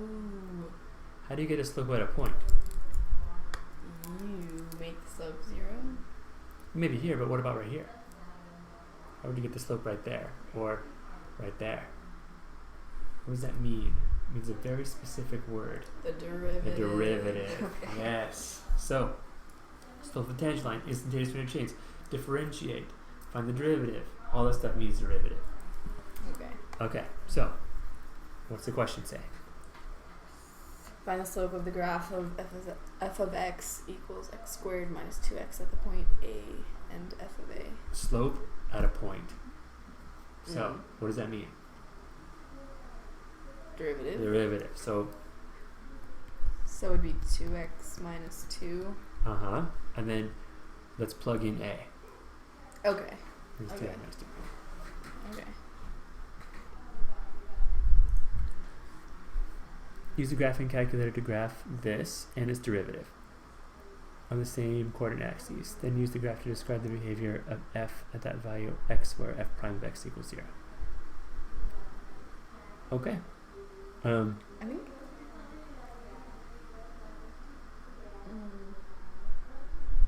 Once again, I think I just was.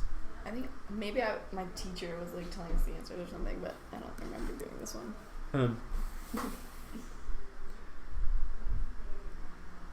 Basically, here's you're not allowed a graphing calculator. Right. So this means take the derivative. So let's try taking the derivative and see what they're talking about. Okay.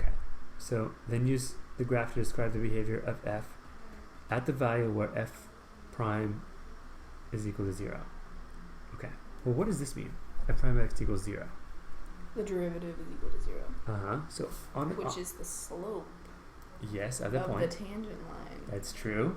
So that means it has a horizontal tangent line. Which is. Oh, we skipped the problem actually.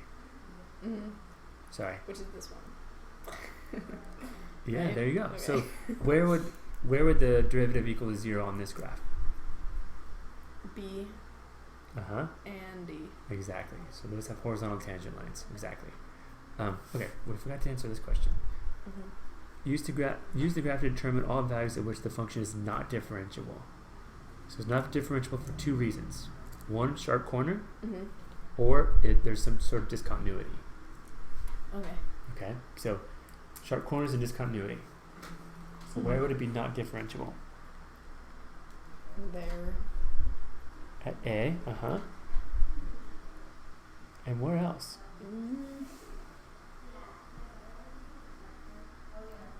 Oh, well, there's a hole right here. There's a jump, discontinuity, right? Jump, yeah. There's a big gap right there. So it's definitely another one.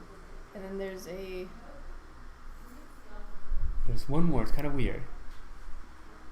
Well, I'm guessing it's G because I answered G. It's true. But why? For that instant in time right here, for that very instant, the slope is vertical. Okay. Right? See it? Yep. So, can you get the slope of a vertical line? No. No, that's an undefined slope. So that's not differentiable there either. Okay. That would be the other case. Okay.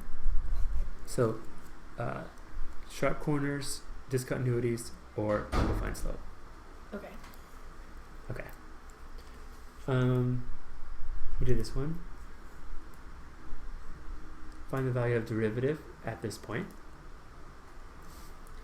So basically, you take the derivative and then you plug in -2. Very good. That's it. This graph is the derivative of which one of these? Is the derivative of which one of these? So it would be 6x minus 2. So it would be -2 and then up 6 over 1. That's it. Yeah. You got it. Find the instantaneous rate of change. Oh, what are they asking you to do? Derivative? There you go. Okay. Okay, so what should Find we the do? derivative. What's that? Find the derivative. Find the derivative. Okay, so let's do it. Okay. I don't think that's the answer. Okay. I don't know. Okay, so 2z times z squared plus 2. No, wait. 2z times 2z, right? And then plus Minus. It's quotient rule. Minus high d low. Okay, so z squared plus 2 times 2 all over 2z squared. 2z, yeah. Alright, so then this is 4z squared minus z squared, or 2z squared. 2z squared -4. Yep. That's what it should look like. Is there, like, can we simplify it at all? Find the instantaneous rate of change of W with respect to Z. Or W, okay. It's none of these. Yeah, I guess so. Oh yeah, you can divide them all by 4Z squared. Like, break them all up into fractions. Okay. So it would be 1 Mm-hmm. minus 1 over 2Z Yes. minus 1 over Z squared. That still doesn't look like any of these. So none of these? None of these. Let's just check that, because that scares me whenever it's none of these. Yeah, same. It's on page 10. Page 10? Yeah. Oops, I passed it, didn't I? Oh, it's a...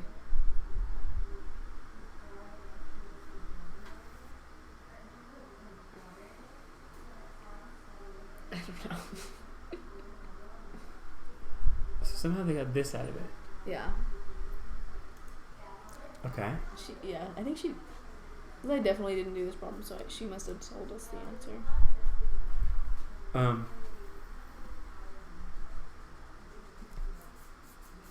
Or you could factor 2 out of it. Wait, let's see if we took the derivative correctly. Okay. I guess you could do 2z... Times 2z. Uh-huh. And then...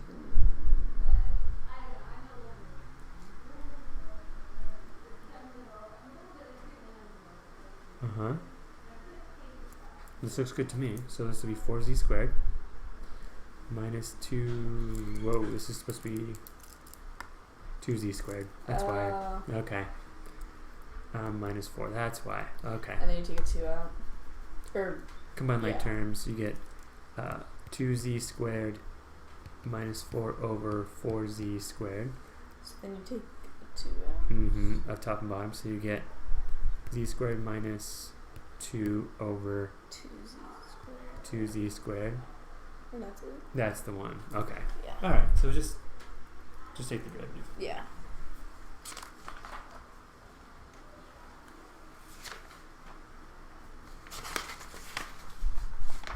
How are we doing? Not so good? Well, there's a lot of skipping ones. Okay. Okay.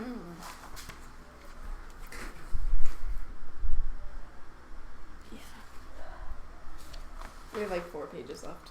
Okay. The position function for a particular object is this. Which statement is true? Okay, so if they're asking about the velocity, what should we do? Take the derivative. Take the derivative.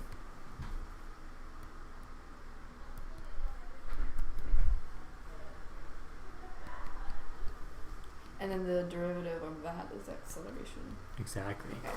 So let's take the derivative and get velocity. So negative 35 t plus 58. Mm-hmm. How do we find... So before we look at this question... Okay, sorry. It's okay. How do we find the initial position? Think about what that means. Initial...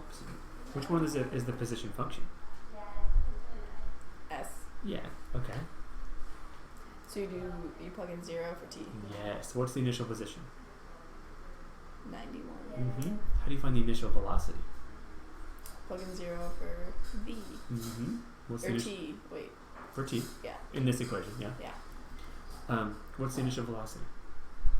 58. Mm-hmm. Okay. So we should be able to answer some of these questions now. Okay. The initial velocity is negative 35. Is that true? No. No. The velocity doesn't change. Is that true? No. No, because as t changes, the velocity changes, right? Mm-hmm. The velocity at time t equals 1 is 23. So, how do you think we're going to find that? You plug in 1. Plug in 1. There you go. So, and you get 23. Yeah. Okay. There you go. Mm-hmm. What does this notation mean? Find the derivative. Find the derivative. There you go. So, We can probably skip this. It's yeah. just quotient rule. Okay, find the equation in the tangent line where x equals 1. So what does this mean? Derivative? Yes. Let's do that first. Okay. So negative 4x plus 2. And then do you just plug in x for 1? Yes. So it'd be negative 4 plus 2, which is negative 2. Mm-hmm. And what is this? What did we just solve for? The y value. What does this mean? What is it? What The is slope. Yes, the slope of the Tangent line. slope of the tangent line. So then you have to find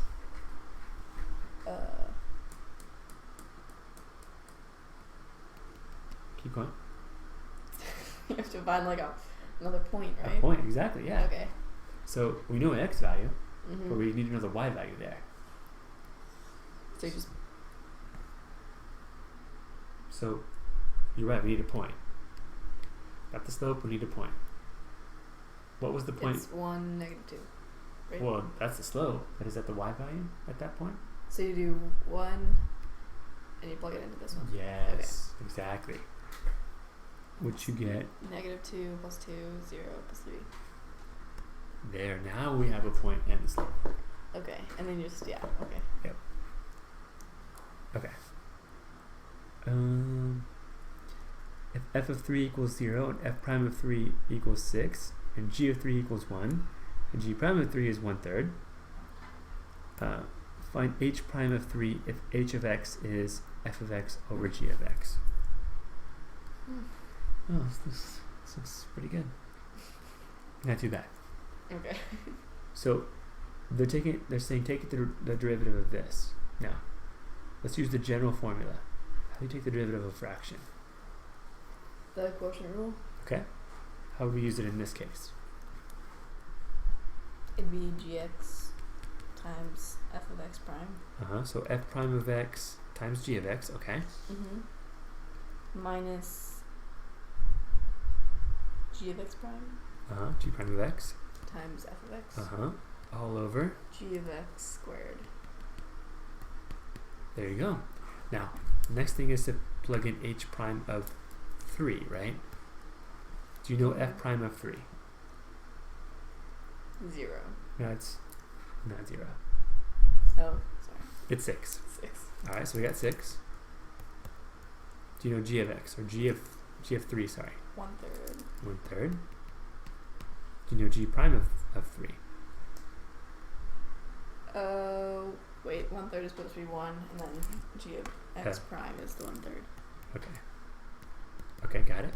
And then f of x is 3. Oh wait, no, sorry. 0. Alright. And then g of x is, or g of 3? 1.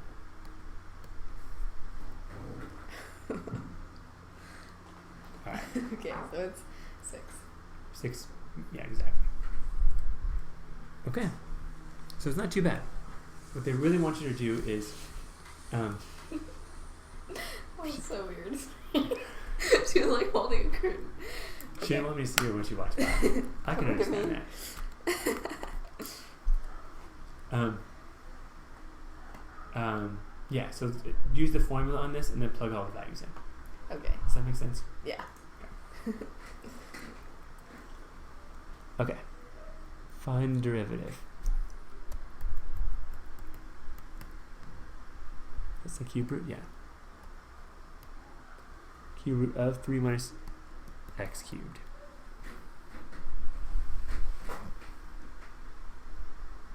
Should I rewrite this before we take the cube root, or before we take the derivative? Okay. So instead of cube root, what can I put? Negative 1/3. Yes. Now let's take the derivative. So it'd be negative 1/3 times 3 minus x cubed. So then negative 4/3. And then you times it by Yes, keep going. 3x. Negative 3x. Negative 3x. plus 0. I don't know. You're missing something. What's the derivative of negative x to the third? Negative 3x squared. Squared. Okay. Yeah. I was like, I don't know. Okay. And then you can bring that back down to the bottom and see which one matches that one. So Okay. now, the negative 1/3 and the negative 3 are going to cancel, right? What? This negative 1/3 times the negative 3 here could cancel and you get 1. Okay. So you should have x squared over, That. yeah, 3 minus x to the third to the 4/3. Okay. I'm going to do this one.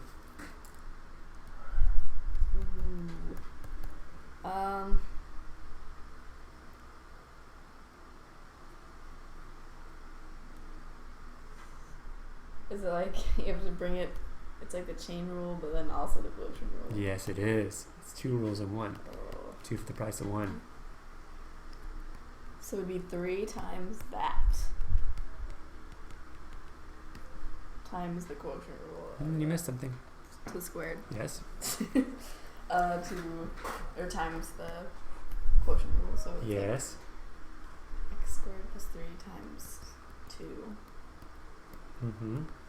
minus 2x times 2x Mm-hmm. 4x squared all over x squared plus 3 squared. Mm-hmm. Yeah. So it look like that? Yeah. Yeah, you can multiply the 3 and the 2 to get 6.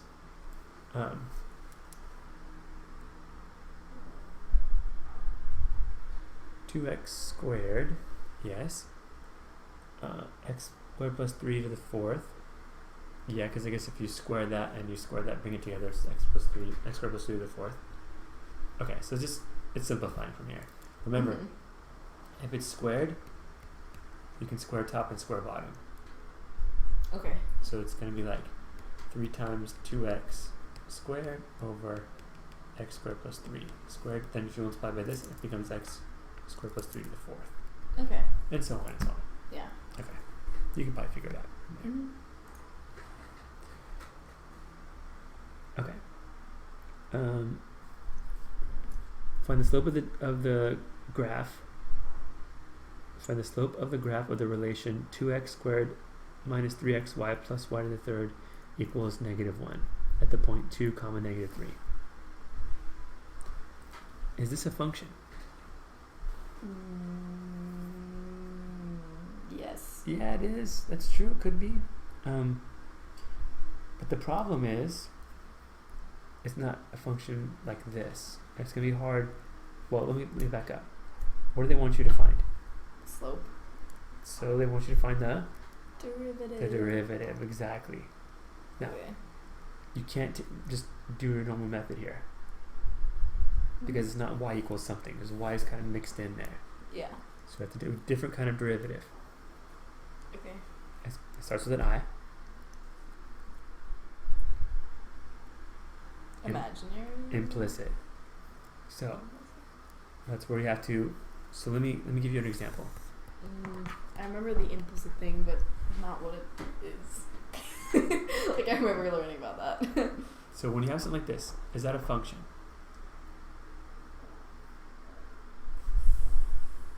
No. No. So you can't take the derivative normally. So what you should do is take the implicit differentiation. Now, first thing is take the derivative of 2x. X squared. That's which is just 2x. Okay. Then let's take the derivative of this. 2y. Yes, but y is a function that we don't know. Oh, okay. So yeah, so times y prime. Yes. I remember this. And then what would this be? 1 or 0. 0. Yeah. And the next thing we do is we solve for Y prime. exactly. So minus the 2x over, you get 2y, y prime is equal to negative 2x. Divide by 2y. Yep. And you get negative x over y. It's going to be a little bit harder in this case, though. Not too bad, though. Let's try it. Is that the slope? Yeah, And then you just plug in that. exactly. But Okay. this is a little bit different case. This case is 2x squared minus 3xy plus y to the third equals negative 1. Okay. So 4x minus. Sorry. Think about this. Right, think about what you have here. Okay. So it's the product rule. Yeah, it is. So it'd be. So think of it like this, right? Okay, so it'd be 3x times y prime plus y prime. Wait. Just y Times times 3x. 3. So 3y 3y. There you go. Okay. equals 0. You're missing. Oh wait, plus 3y squared. Y prime squared. Y. I don't know. Okay, let's start that one over. Okay. So, okay. Sorry. Wait. That's okay. That's okay. Y prime. So okay, start this one. 3y 3y squared. Uh-huh. Y prime. Okay, got it. I sound like I'm like. It was like you ever like it was almost like popcorn. Like ants were just like popping out, like rapid fire. That's good times. Okay. So put the negative through. You got 4x minus 3x y prime minus 3y plus 3y squared y prime is equal to 0. So now you solve for y prime. Yes. How? You add all the wait. Move the other Plus, stuff over. yeah. You add all the other stuff to the other side. Okay. And then you take the y prime out. Very good. And divide the rest over. Yeah. 3y minus 4x all over negative 3x plus 3y squared. Mm-hmm. And then how am I going to find the slope? Plug in -2, -3. Exactly. X is 2 and y is negative 3. And then Okay. you should get that answer. Okay.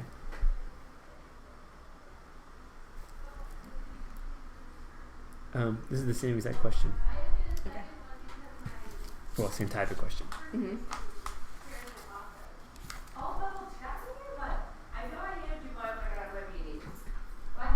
Determine from the graph whether f possesses extrema on the interval from a to b.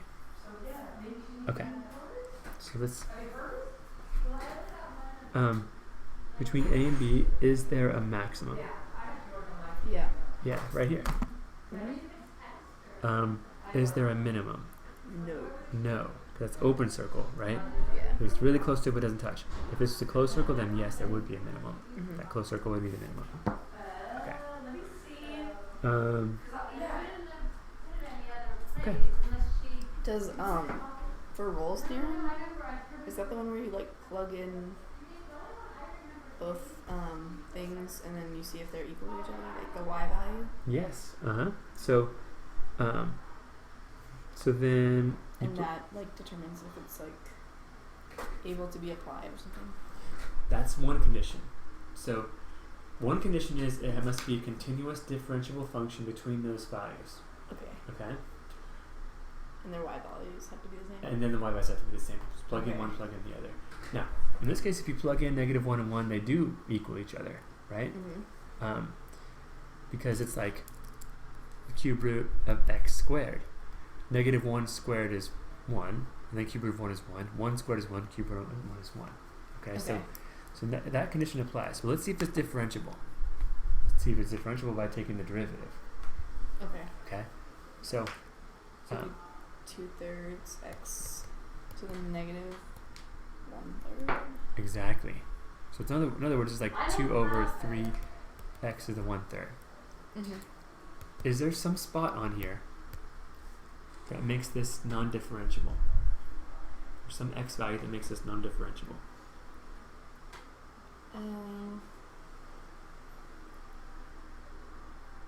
0. 0. Okay. Because what's the cube root of 0? 0. Yeah, that makes the bottom 0, which is undefined. So what must happen there is that thing where it's like instantaneously like vertical. Yeah, the slope of the tangent line will be vertical. So no, we can't use Rolle's theorem because it's not differentiable at 0. Okay. So f is not differentiable at 0. Exactly.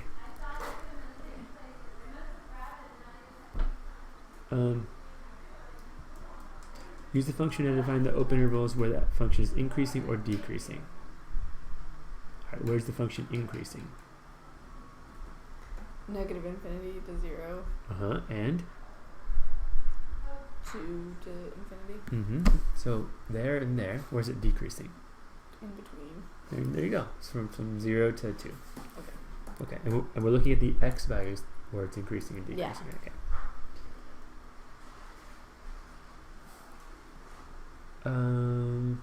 Okay. So absolute or minimum, absolute, maximum. First thing we got to do is find the critical values, right?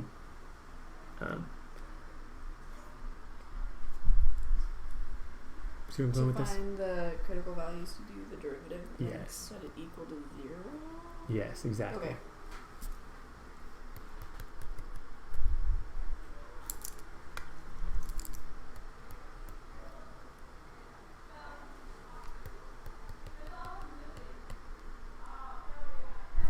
That's it. 1 times 1. So okay, set it equal to 0. So you got x plus 2 squared is equal to 0. So it'd be negative 2. Yeah, only negative 2 it looks like.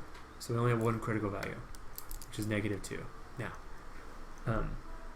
so there's only one place in this where the slope of the tangent line is 0. Okay.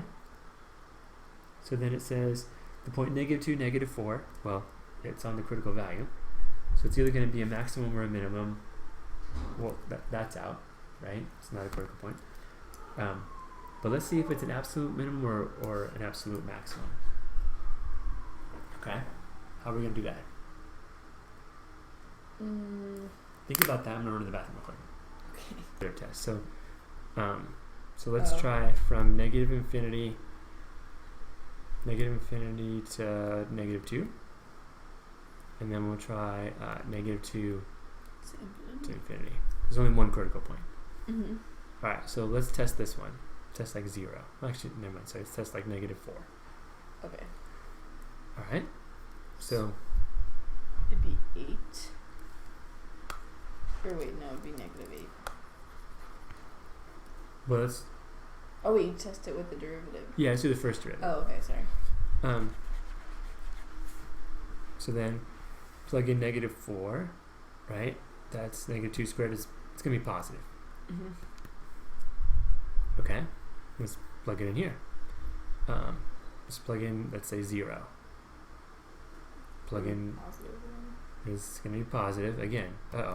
So it's positive and then positive. So it's like, it must do something like this. Okay, so, or it could do something like this.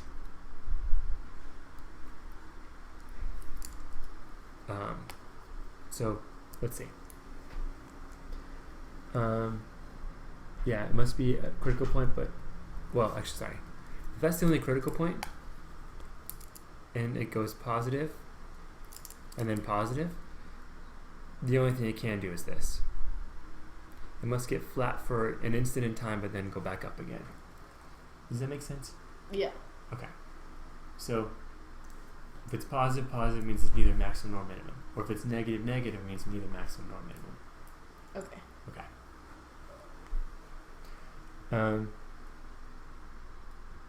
Given that has a relative maximum at x equals 6, choose the correct statement.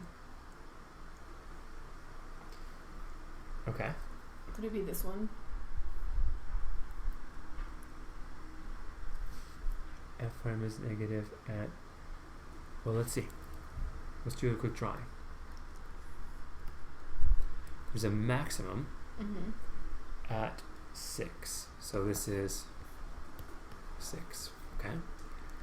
So over here, what's the slope?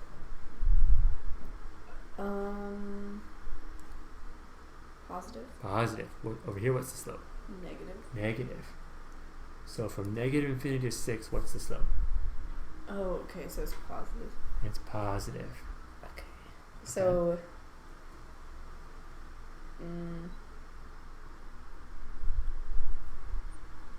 this one. Yes. Okay. Mm-hmm.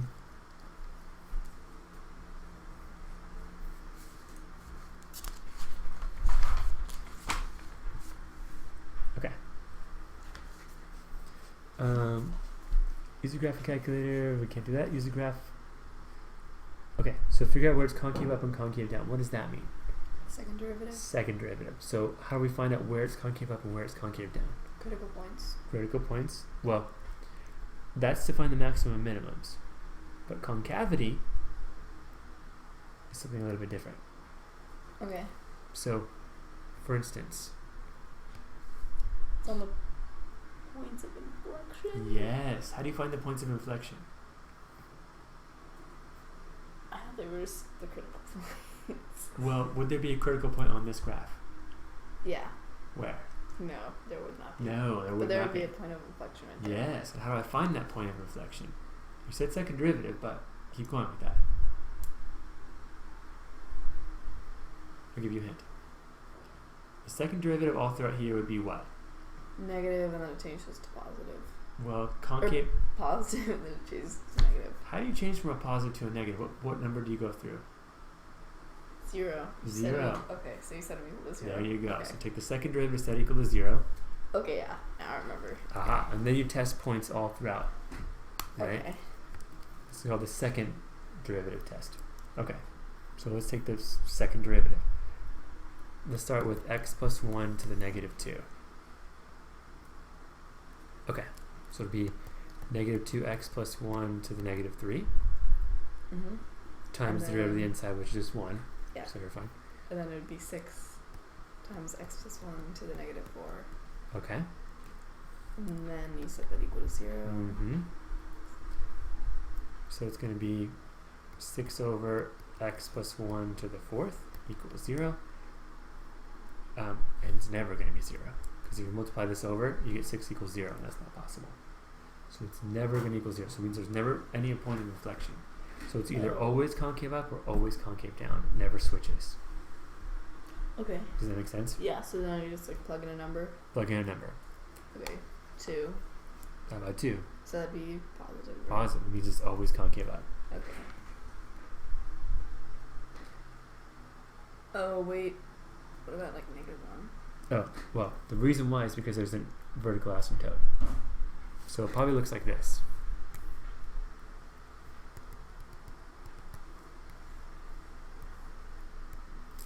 Oops, sorry. Mm-hmm. Which means it's always concave up. But you can't reach negative 1 because there's a vertical asymptote there. So it's this one? It's that one. Mm-hmm. Does that make sense? Yeah. Okay. The figure given in the graph is the second derivative of a polynomial. So this means the second derivative is a constant number. It's always the same. Okay. So let's think about it. So the second derivative is just 1. So let's do f double prime of x is equal to 1. So that would be like... Let's go backwards. That would be like x. Exactly. And then if you go backwards again, Be... x squared? yeah, probably 1/2 x squared, Okay. right? 1/2 x squared. So, oops, sorry, that's not done. Yeah, so the original function was probably x squared. If you go backwards twice.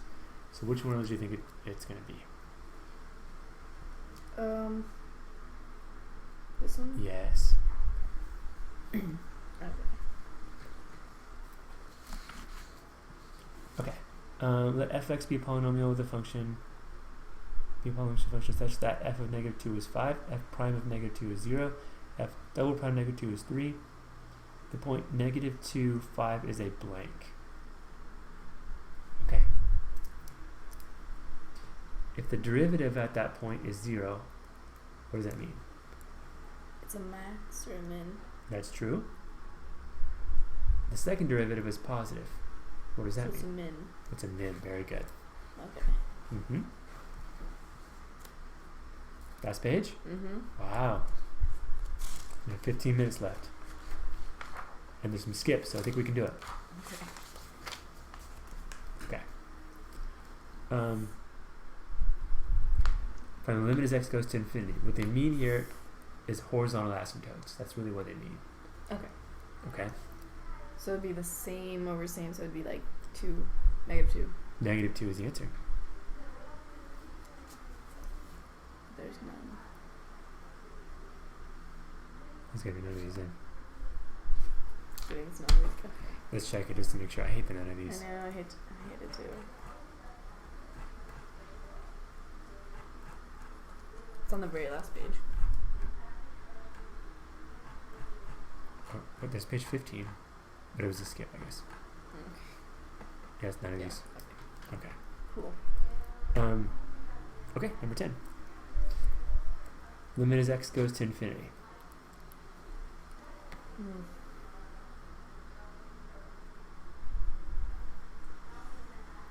I don't know what you do. What do we do in this case? What did we do in that case? Well, the limit as x goes to infinity means we're looking for the what? Oh, the horizontal. Yeah. Okay. Yeah, because it's kind of like, if you think about it,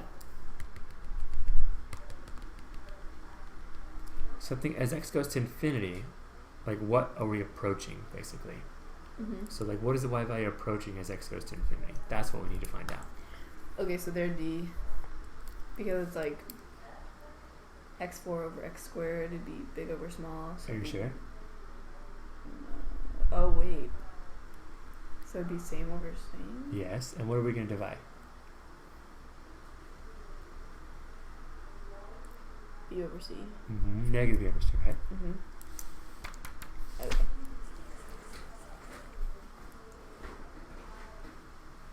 Okay. Determine the function whose graph has vertical asymptotes at x is plus or minus 2 and horizontal at y equals 0.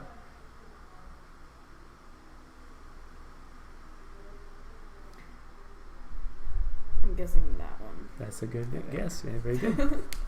Oh. Darn. Okay. That's okay. Find the derivative. That's what dy means. So let's do it. Wait, what's... Means the derivative. Oh, okay. Yeah, that's all it means. So, so 3 over x cubed minus 5. So it'd be x... I would write it like this first. Okay. Makes it easier. Okay, yeah. So -3 times x cubed minus 5 to the -2 times 3x squared. Very good. This stays on top, that goes back to the bottom. So you get -9x squared over x cubed minus 5 squared. Which one looks like that? This one. That's the one. Okay. Yes. We're done. Wow. Okay. That's a long video. Yeah. Okay.